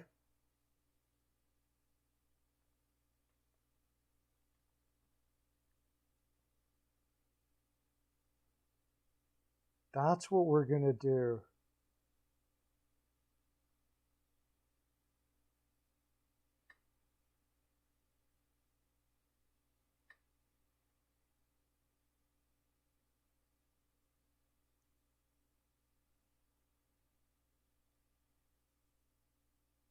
Do you want to? We'll do that. Add a spare goal, Oilers goalie. Yeah, sure. Yeah, take a Koskinen if you want. Smith, pick whoever you want. Just go to the back, go to the back where all the goalies are, and pick whichever one you want. The only thing is, how do they pay them? Shesterkin's probably going to get $10 million a year, and Fox is going to probably get $10 million a year. Fox is probably might even get more than that. So that would be the tough part, but I would do the deal and then worry about that later. That would be insane. You can have Yamamoto. I mean,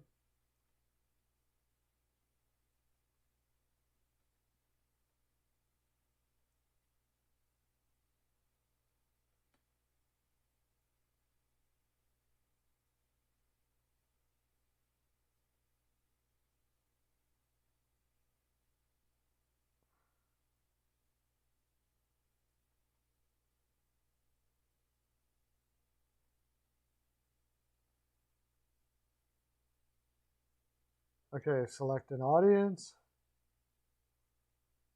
No, it's not made for kids. There you go. Tomorrow we're going to do this. We're going to do short after short after short. We're just going to keep on posting shorts on YouTube over and over again. We're going to come up with things to say. We're going to do like trade proposals. So I just posted on it.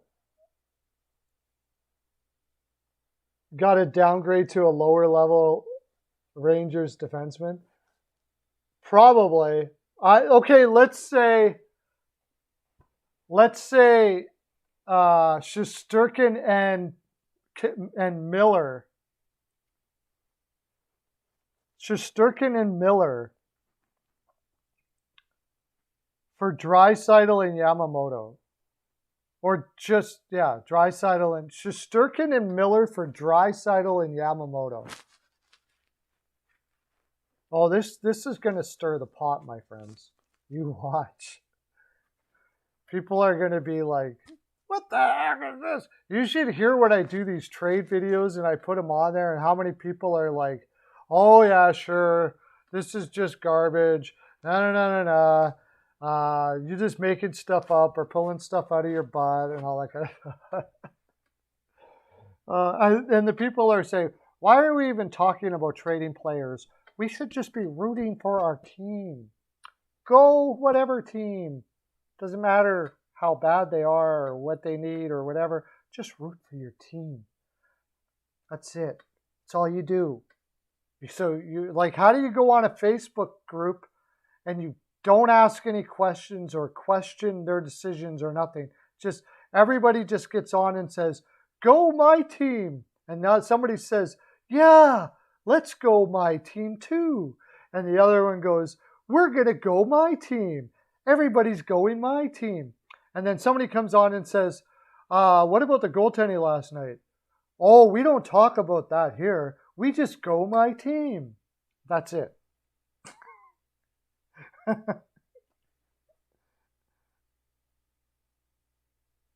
Yamamoto, Draisaitl for Marner and Nylander. No, I don't do that.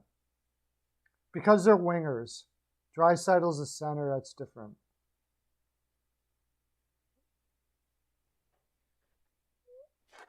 But hey, you know what? Marner and Nylander on a line with McDavid. Maybe you got a point there.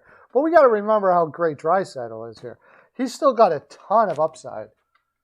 Like, he is so good. he could almost make that trade not good. Like, he's that good. But I still don't. Shesterkin is the one that's got me. I just have a love affair with that guy, man. He is, to me, one of the best goaltenders in the league. So, if not the best, he could be. He just totally destroyed Vasilevsky. Now, Vasilevsky was coming off some time off, but it's going to be between him, Demko, and Vasilevsky, I think. We'll see what happens with the Florida guy there. I know he has more points than McDavid. That's the thing.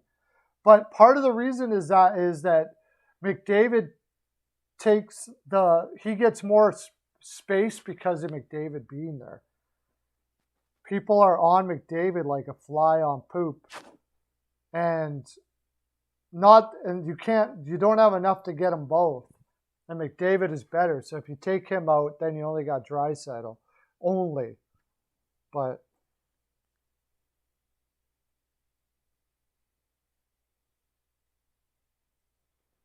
in 1-9 for Dry.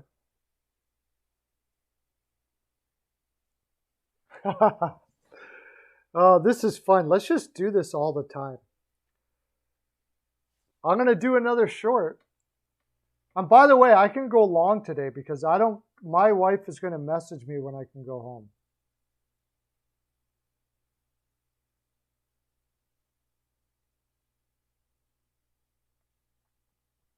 Oh, but I also got to do picture.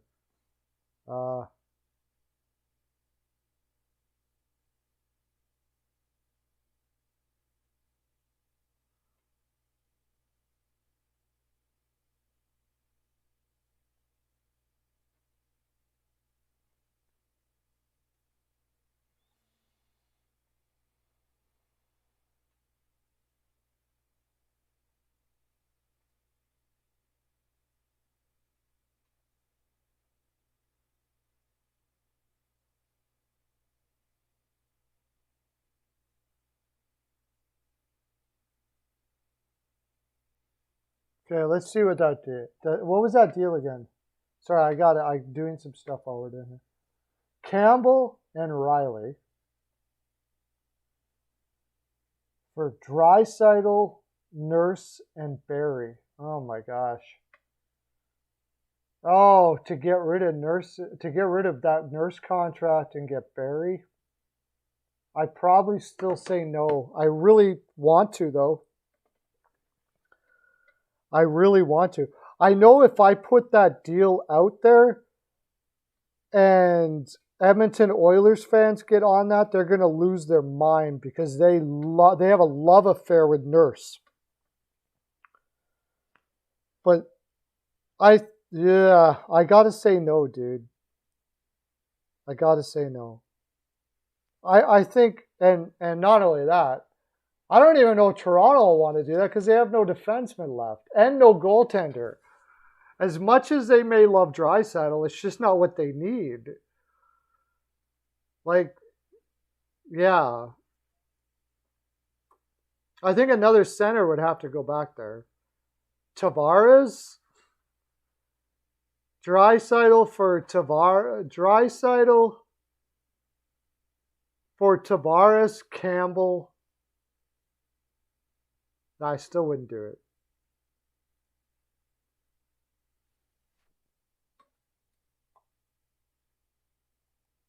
Yeah, well, I think we might do that for a while just to have fun with that. And if it's not trades, I'm going to do shorts the whole time we do it.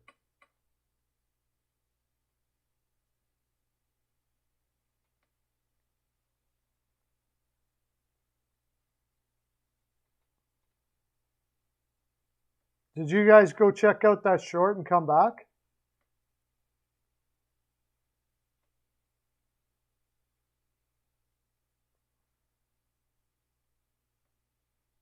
Let's see.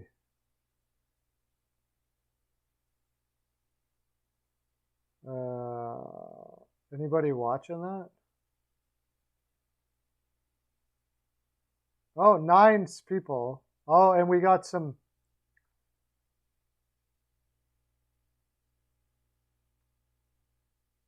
Oh, that's what I'm going to do. I'm going to do a short now saying the Tippett will be fired after this game tonight.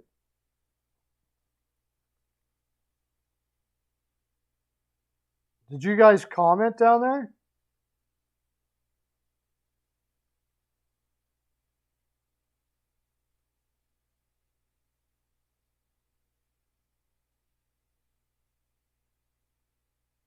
Oh, wait. Was that...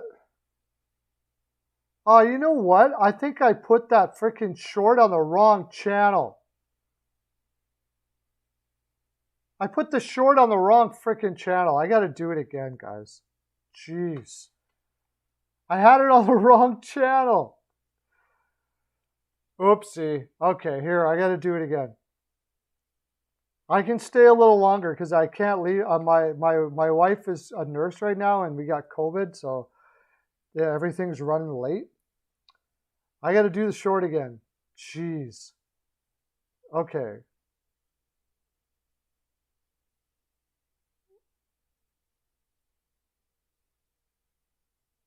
Create short. Okay, the trade was... Okay, well, let's say we put it down to Miller, not Fox. Okay, I'll do the trade again. Shesterkin and Miller for Draisaitl and Yamamoto. Doing my live show right now, we're doing trade proposals. Shesterkin and Miller for Draisaitl and Yamamoto. Would you do that, Rangers fans and Oilers fans? Tell me in the comments. Shesterkin and Miller for Draisaitl and Yamamoto. Would you do that, Rangers fans and Oilers fans? Tell me in the comments. Doing my live show right now, we're doing trade proposals. I got to do it again. It didn't work.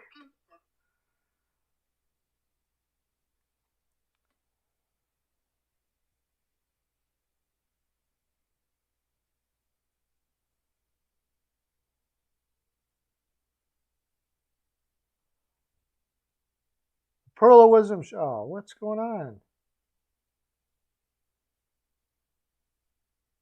With the amount of responsibilities, with the amount of, with what you got. Trade proposal for you. Shesterkin and Miller from the Rangers to the Oilers for Draisaitl and Yamamoto. Tell me in the comment section if you would do that, Rangers Oilers fans. Okay.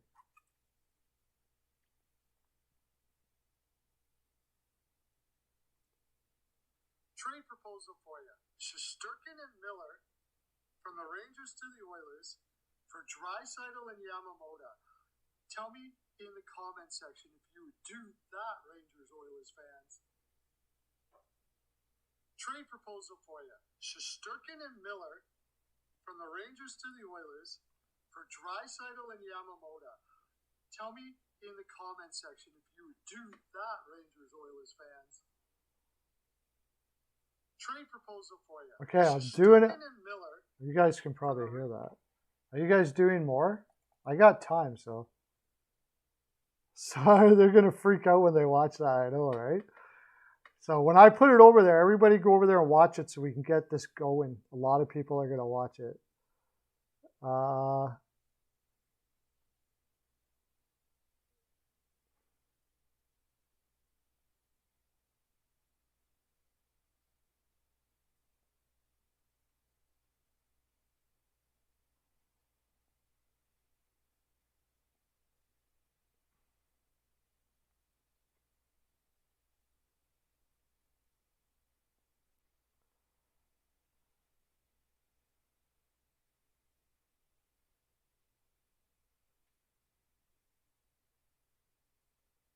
Okay, let's try that again. I uploaded it now.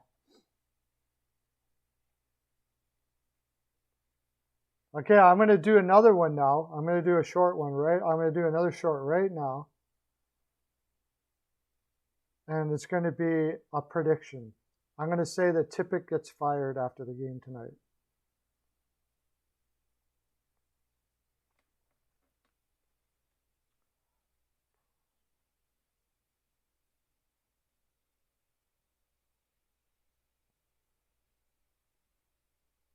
That's basically asking for a Draisaitl Matthews swap. Mrazek doesn't mean nothing. In Yamamoto, it would just be basically Draisaitl and Matthews. Dude, I see your trade proposal. What was it? That was a Boston. What did trade for with Oilers and Leafs? Which one, buddy? Which trade proposal? I can't see it. Okay, I'm gonna do. I gotta do this TikTok because the game's gonna be on in a bit. Pearlo Wisdom's prediction for the game tonight for the Oilers and the Maple Leafs. Tippett gets fired on the plane home. Boom. Book it. Okay, bye.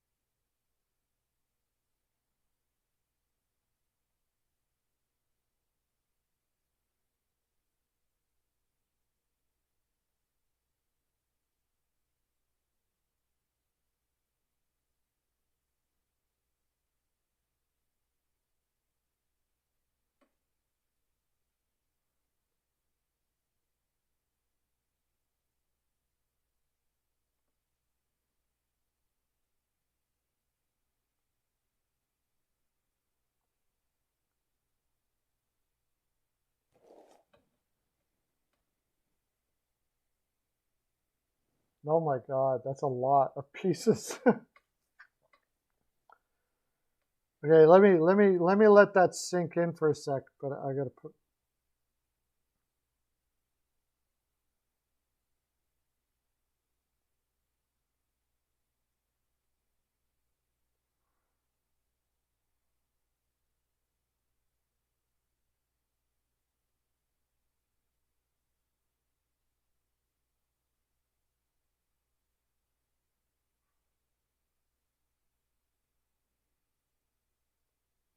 There, I just uploaded the short. Okay. Draisaitl, Nurse, Barry. Well, I don't. First of all, I don't think Barry is going to be something that they would. Oh, do you think Barry's going to go back to Toronto? I think that kind of cuts it out right there. You got to come up with a different guy. For Campbell, Riley, and Marner. No. And Kasha, no.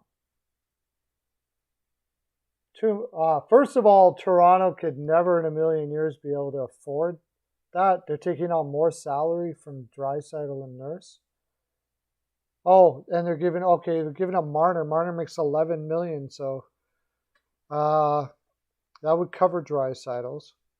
Campbell doesn't all that make that much, and Nurse makes 8.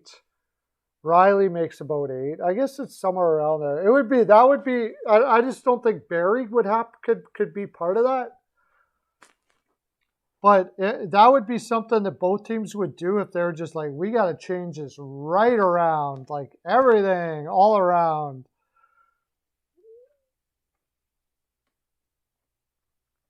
Okay, I'm going to go look to see if you guys have watched my short yet. I got 2 shorts, no views yet. Make sure you're going to check that out. You can come back. I'll be here. I'm going to grab a coffee. You guys go watch the 2 shorts I did. Comment in the comment section, and I'll be right back.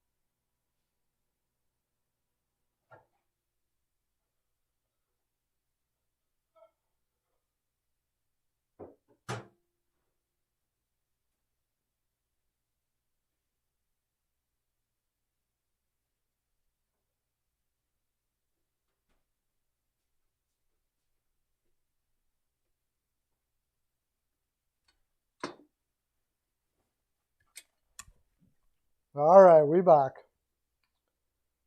Keith Tippy.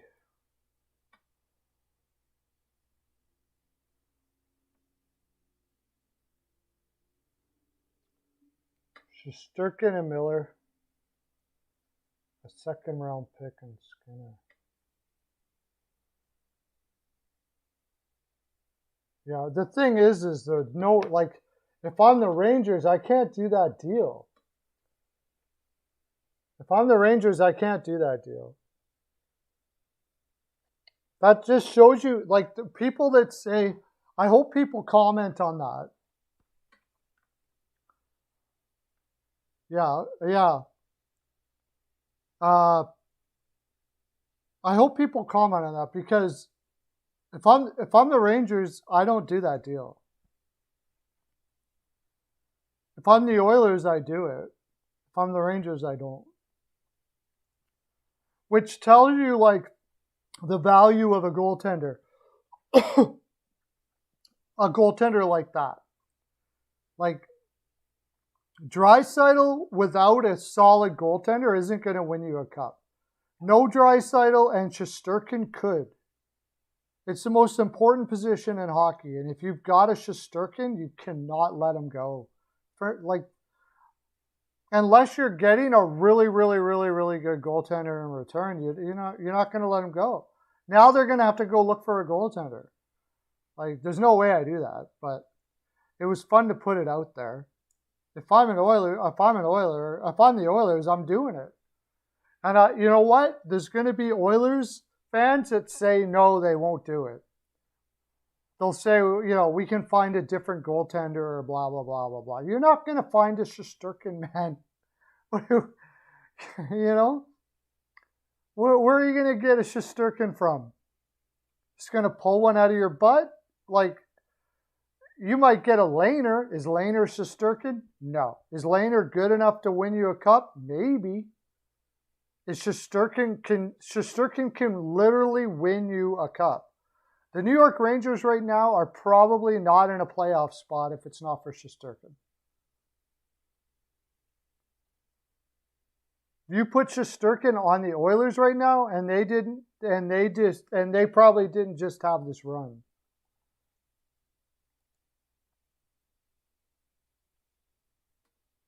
Oh, why did you time that out? You made a mistake, Oilers, man. You timed out that.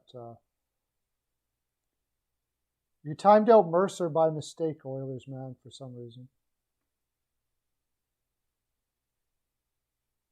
Tippett should be gone, yeah. Oilers, man, make sure you made a mistake. Bring Mercer back there. Yeah, I know you did. It's all right. Just bring him back.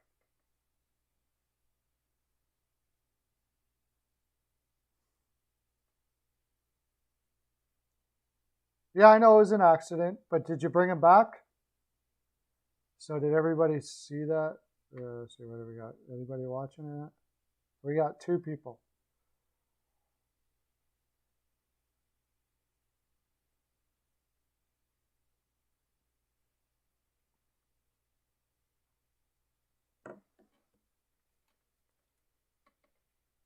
You don't know what happened. Are you the only one here that can do it too? I gotta be able to do it. I gotta be able to do it. It tells me I can put user in timeout. How did you put it in timeout?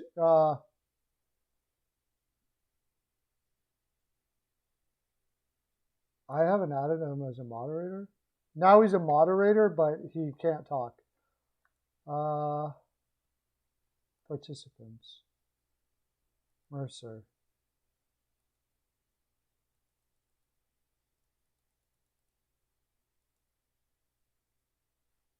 How do you take him off a timeout? We need another moderator. Hockey News Reports isn't here right now. You can't tell me.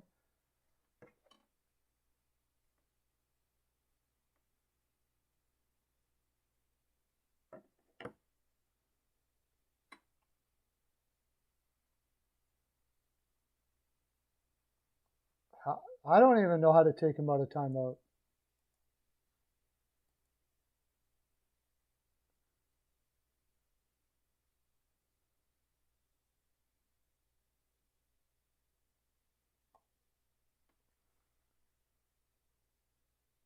What the heck?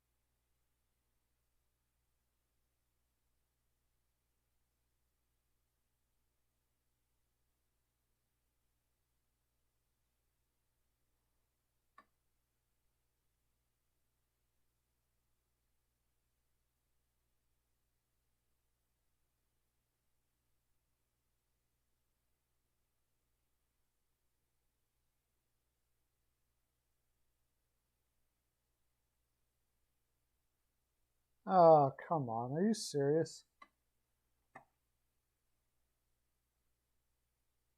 I can't figure out how to take them off. I need somebody else to come in here. I know you can do it.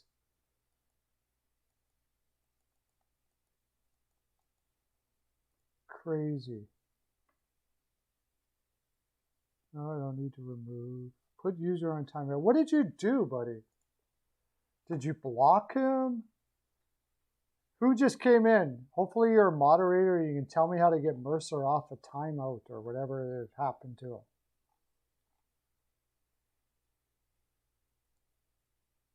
Participants. Nobody. Well, it says there's only one person in here now, but there's 4 concurrent viewers. How is that possible? Okay. Anyways, if you're in here, tell me how to get somebody off a timeout. Oh, CL. No, CL's not in here. He was in here.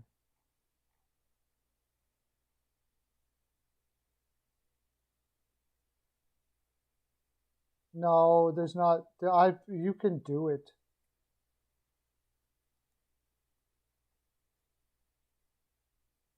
Oh, okay.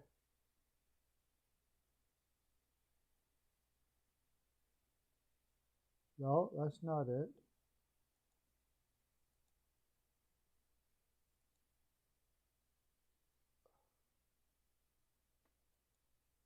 How do you take it off a timeout? I don't know. Crazy. I don't know how to do it. Oh my God, did I?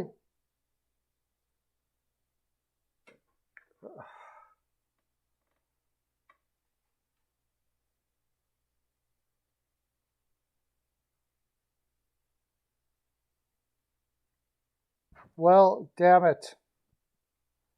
I don't know what to say.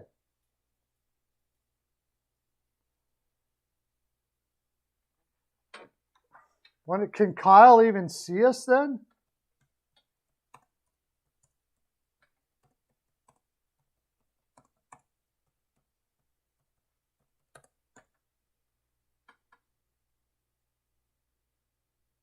Ah, jeez. 600 seconds. That's like 6 minutes. Jeez. It's probably gone by then. Not a good way to keep people in your stream by timing them out all the time.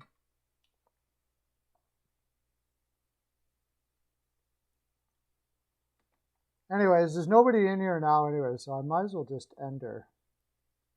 But I want to do some more shorts with people. That was fun. I liked that.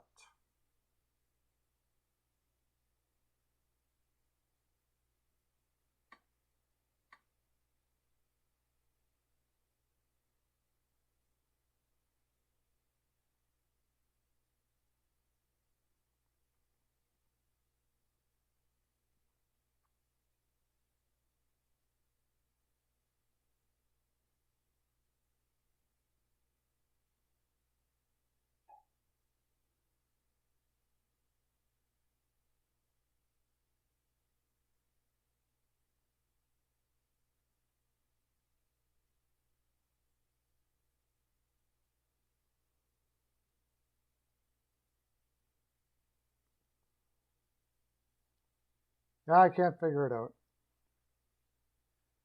I'm going to give people a little more time. Maybe I'll share this on Twitter or something.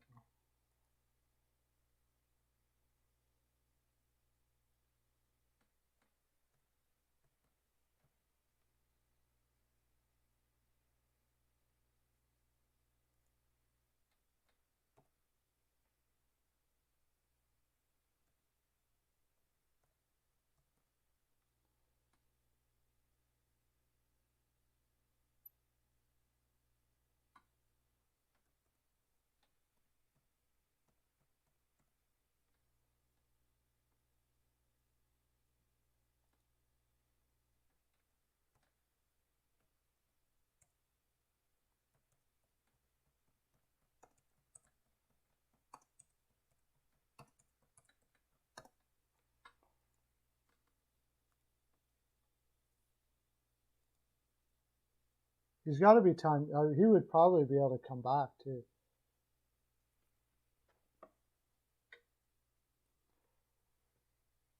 Well, I guess everybody's left. They're probably all having supper now. Oh, there's Patricia Kennedy.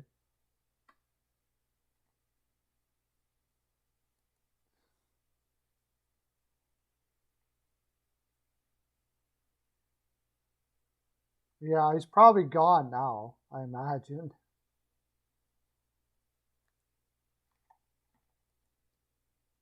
How you doing, Patricia?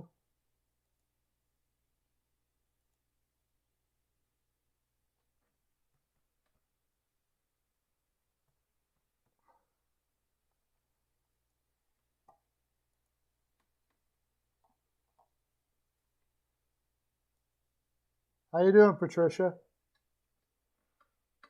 Did you have a good holidays and all that? It was an accident. Yeah, I guess it was an accident. And then I went to try to change it, and I ended up timing him out for longer. So Kyle probably is going like, what the heck did I do wrong? I didn't do anything.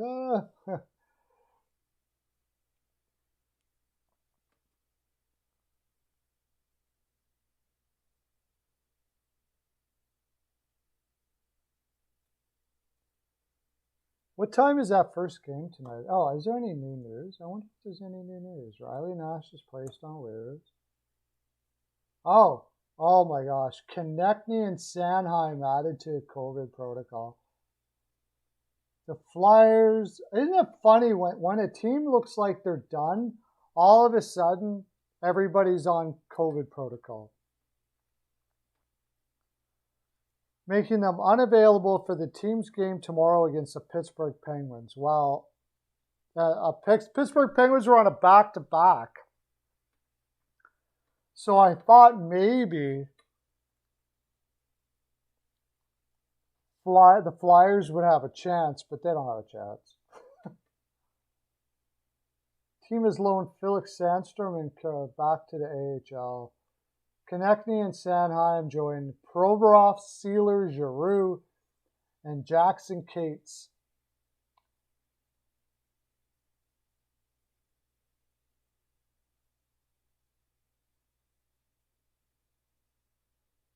Wow. So Cam York and Frost get to get some NHL money for the next little while. Get some more NHL.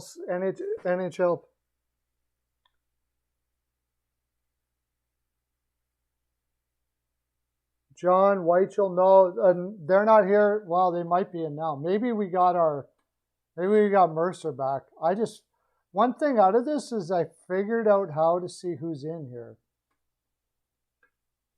So far, it's Patricia and you, Oilers, man. Somebody just popped in for a second and then took off, but it doesn't say it.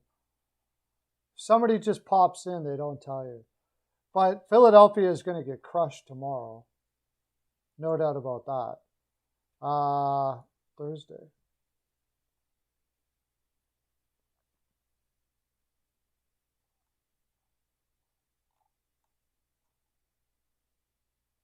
The Wild and the Bruins. I got to go the Bruins. The Wild are too beat up.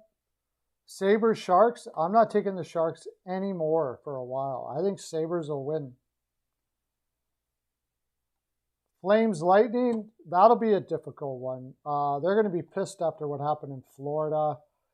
But I imagine Vasilevsky will be in net. Flames have been on the road for a while. Are they going to be able to road warrior the Lightning? I probably got to go with the Lightning there. They got a whole bunch of players back. Blue Jackets, Devils. I don't like the Blue Jackets at all. I'm taking all the home teams here.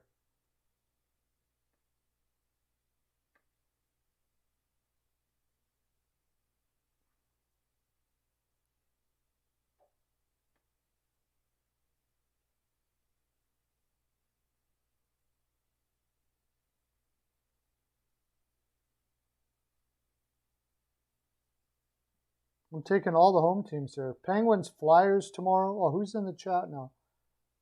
Is Mercer back? Is Mercer back now? Mercer's back. Sorry, Mercer. Mean Girl, how you doing? I don't know what happened. It was a total mistake, Mercer. And then I went to fix it and I made it worse. So, Mean Girl in the house. How you doing, Mean Girl? Thanks for popping in. I was just going over the games. You guys, you had time to go over and look at my short? Oh, you already said you looked at it. Mean Girl, I did 2 shorts for a trade proposal, and I got a wild prediction for the Toronto Oilers game tonight. So when you can go now and come back. Watch those suckers and come back and tell me about it.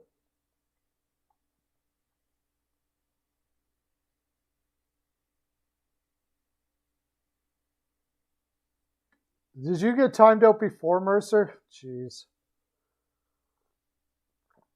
Anyways, I was going over the games last night. Lauren's back. I'll be doing this until I get a text from my wife to go get her, pick her up. So I thought I would just hang out with you guys a little longer. Make sure you go watch the shorts that I did. Get as many people watching those as possible. I want to see what people's reaction to that trade is going to be. And I want to see if I get a reaction for my big, bold prediction for tonight for Toronto. And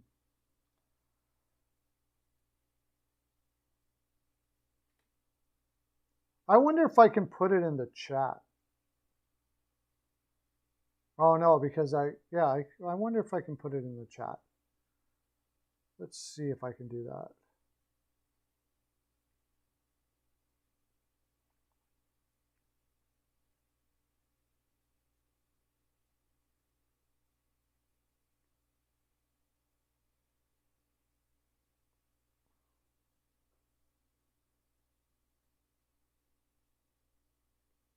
Copy link.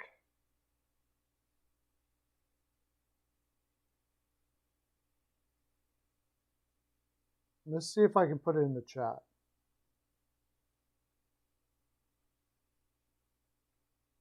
Can you guys hit that link and then I can pin it, can't I?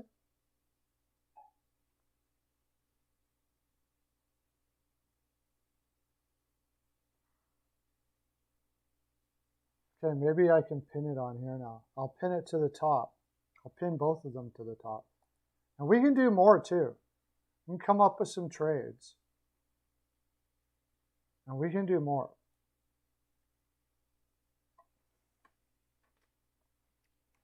That's the one. Now, yes, I'm going to pin it.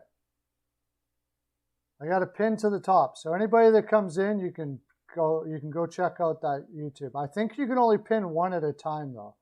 So I'll put the other one up there eventually too. Anyways, I was doing the games for tomorrow. There, it's pinned to the top of the chat. Who's in here right now? Oh yeah, okay. I haven't been able to figure out what happened there with Koskinen and Tippett. Tippett, basically, from what I understand, and I haven't been able to see the quotes on this, but it seemed apparent to everybody that Tippett said that Koskinen has to be better. And then Koskinen was asked about it, and it kind of was asked like, what do you think about the media and the coaches saying that you need to get better or whatever? And he said, well, it's funny, we had 6 games and scored 7 goals. I can't score goals. The goaltender can't score goals. That's what he said. So basically, it's like he could have said,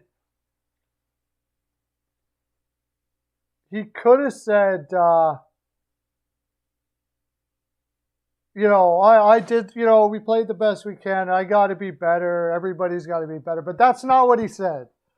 He basically called out the rest of the team, and in doing so, did not agree with the coach. Like, that is a guy who's being defiant to a coach. So I would say that Koskinen is done with Tippett.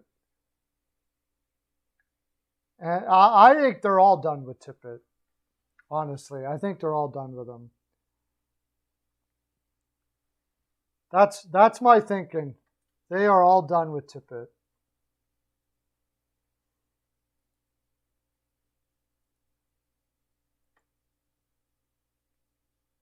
Devondra in the house.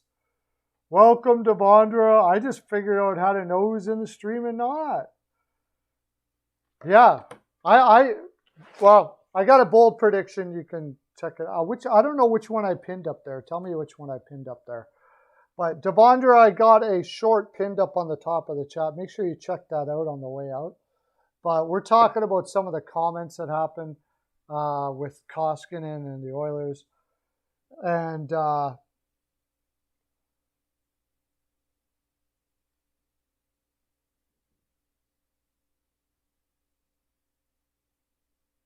well, it is for their team, I agree. I don't even know if there's a system. I don't even know what it is. What is the system? What system do you play with those guys? You got to play a fast pace, get the puck off the stick, out of the zone quick game, like really super fast. And long passes, you got to do some long passes that you're going to get picked off. But really, the one big thing they need a guy that can grab the puck off the sticks.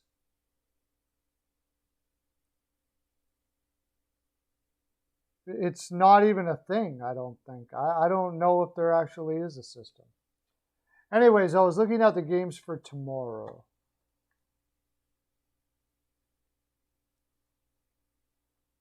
And I had all the home teams winning tomorrow. I had Boston over Minnesota. Buffalo over San Jose. New Jersey over Columbus, until we get to Philadelphia, Pittsburgh. Pittsburgh is going to, even on a back-to-back, I still think Pittsburgh's going to annihilate Philadelphia. Absolutely. And then, I don't know if you heard, Lauren, but Sanheim and some other player, Konechny. Sanheim and Konechny are in COVID now too for Philadelphia. Like, they don't have a freaking chance in hell. Well, they need a transition game, but in order to have a transition game, you got to be able to get the puck off of the other team's stick. They take too long when they get it, and they're not good at getting it. So I'm not even going to put that all on Tippett. There's a personnel problem there too. I believe there's a personnel problem. For sure, there's a personnel problem.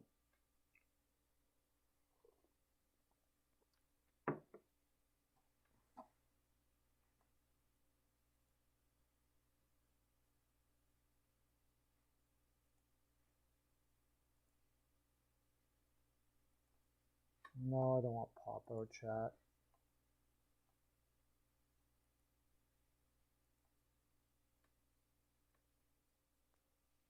There's a personnel problem too. That losing Larson was huge for them. It shouldn't be as huge as it was, because Larson's a good defenseman, but they don't have anybody else that can do what Larson did. And Larson wasn't very good at getting the puck out of the zone, but he was really good at getting the puck off of other people's sticks. So he would have been perfect playing with a guy like Barry, although they both play the right side, so it didn't matter. We've talked so much about the Oilers.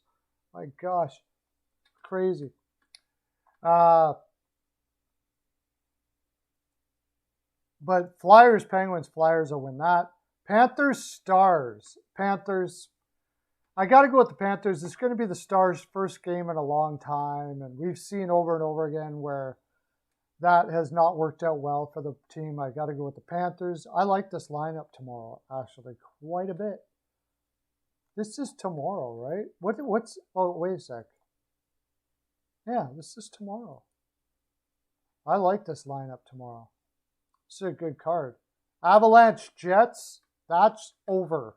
Over all day. Over and then over some more. Holy smokes. Yeah. I don't know. The game against Chicago, they took their foot off the pedal, as somebody said that they may do here. Why, I don't know, but they did. I think it was Lauren that said that. Panthers have it locked down for sure. Blackhawks, Coyotes, under. Nobody can score goals. If they play Fleury, I know what I'm doing to that game for sure. No doubt about it. Golden Knights versus Rangers.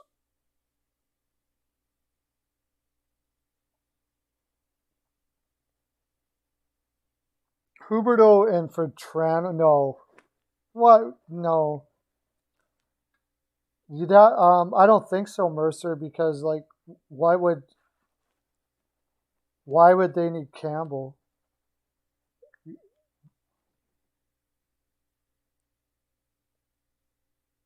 Huberdeau and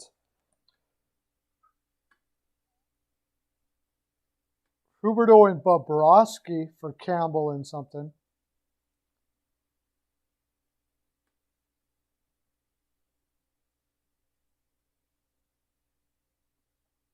Yeah.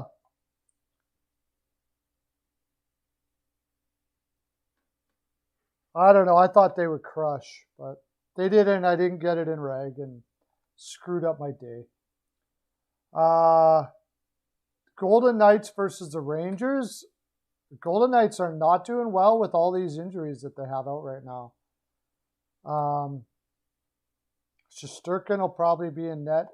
They played that kid last night. I didn't know that. I would have been all over Nashville. But with Brossoit against Shesterkin, I got to go with the Rangers. Right? Matthews is back, yeah. That's why I got to take the Leafs. Maybe even puck line there.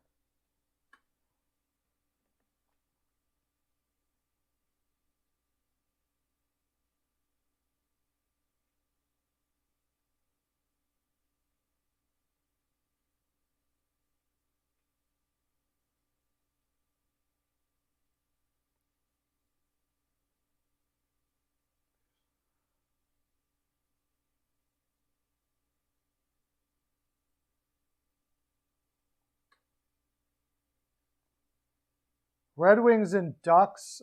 Boy. I got to go with the Ducks. Even though they got a lot of people out right now. I still got to go with the Ducks. Oilers, York. If I'm Edmonton, I'm all over that. Flyers, no. Flyers, no way. No way. York played really well last night. York looks like a solid defenseman. Yamamoto's struggling right now. So. I don't think you're gonna have a hard time wrestling York off of Philadelphia. Yeah, I think a pretty good chance that the Oilers lose pretty bad. I got a prediction up. Oh, you already saw that. Predators versus Kings. Predators are just rolling. I think that'll be a tough game. Predators are just rolling. I gotta lean the Preds. I gotta keep on going with the Preds. I said, watch out for the Preds this year. And they are going. The Preds are flying right now, for sure. Do you guys got more? What do you got? Anybody who just came in here, we're doing crazy trade proposals. Do whatever you want. I don't care. And I'll do a short on my YouTube, and everybody go watch it. And you guys can help me do it. Ooh, we got 7 people watch my last 2 shorts. Hit her up. Oh, we got 2 comments. Let's read the comments. Was it you guys that did the comments?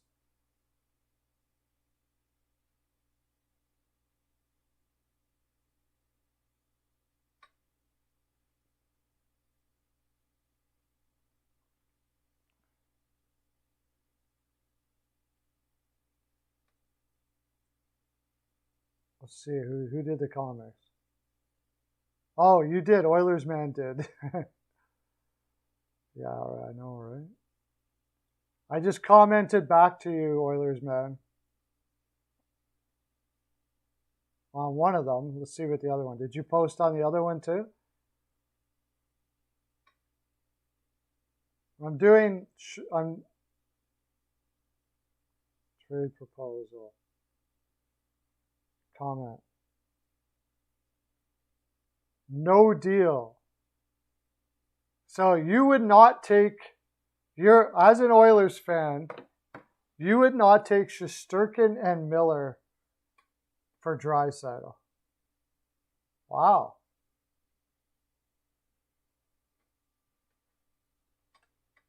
Let me try to share this on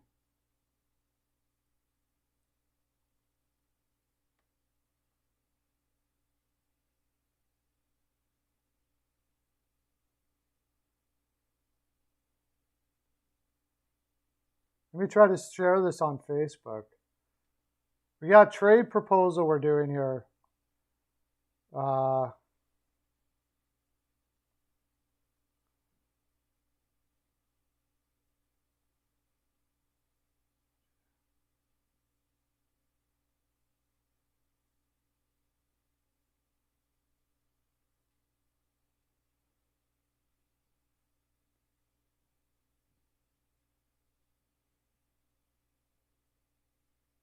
I'm going to try posting it on the Oilers site, but they get like really mad when you do this stuff, but we'll try.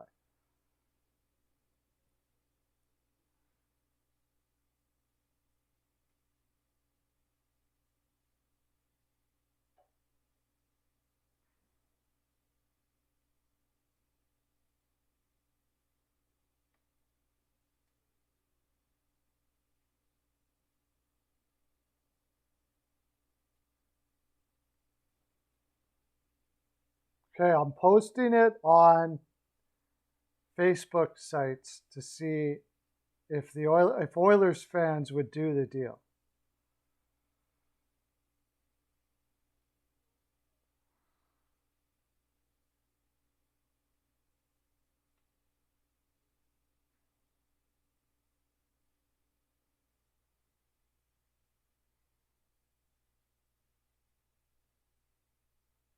We'll see. I bet you they're going to lose their mind.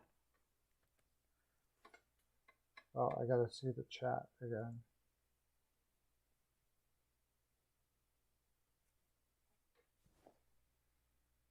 Yeah, well, that's the thing, right?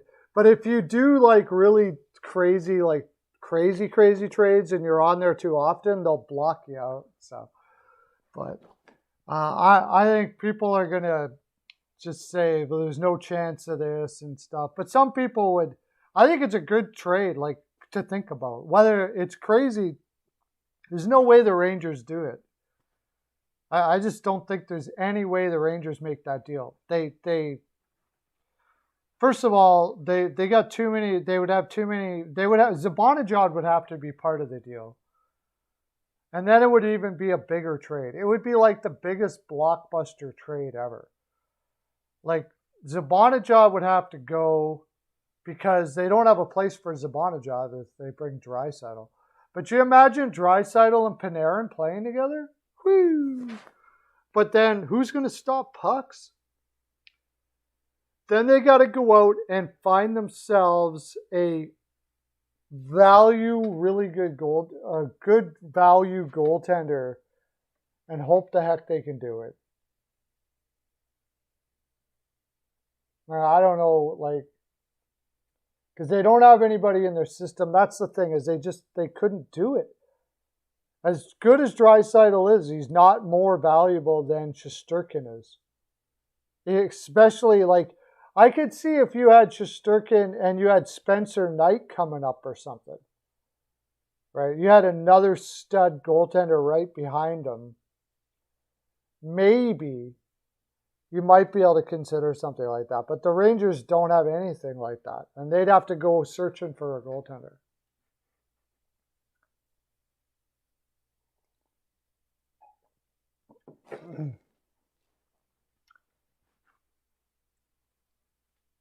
I won't be surprised, though, that the Oilers will turn that down.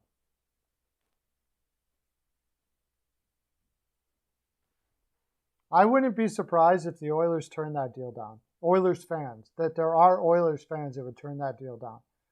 And they shouldn't. I mean, you can like Draisaitl all you want.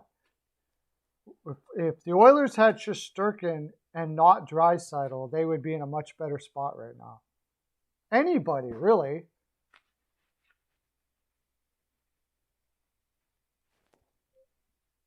No deal. I'm not going to give McDavid for nothing. First of all, Oilers, man, there's no way you could afford all those guys.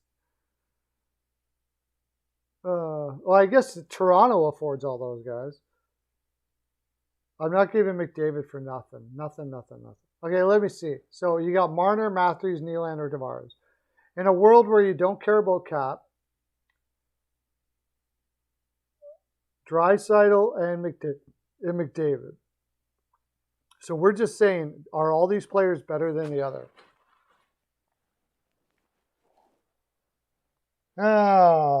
Marner, Matthews, and Nylander and Tavares. Yeah, you know what? I got to do that deal. I have more depth. But I got to trade then I got to trade a whole bunch of players away. I can't have Nugent Hopkins. I wouldn't be able to have Nurse at that price anyways. So there would be a lot of stuff that would have to go with that.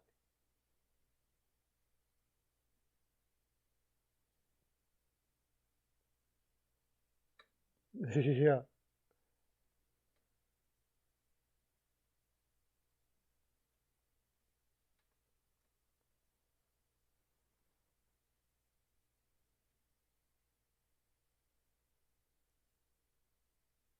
Oh, this past Christmas, Bill Guerin sent Ken Holland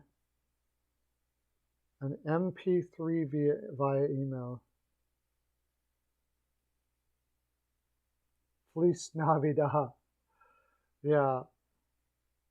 Well, we'll see how that French kid, he better be darn good.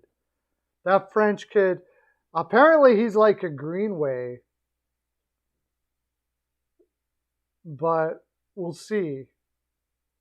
He's ripping it up pretty good right now, so far. So he's putting up some decent, really good offense. But if Wallstedt turns out to be like, one of the top 7 goaltenders in the league, man, oh man.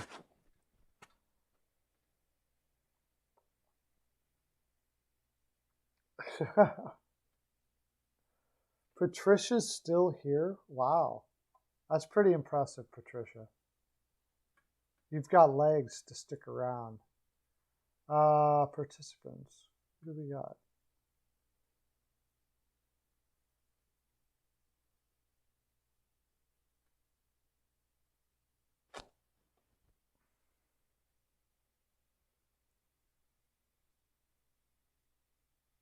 There we go. We got some people looking at it now.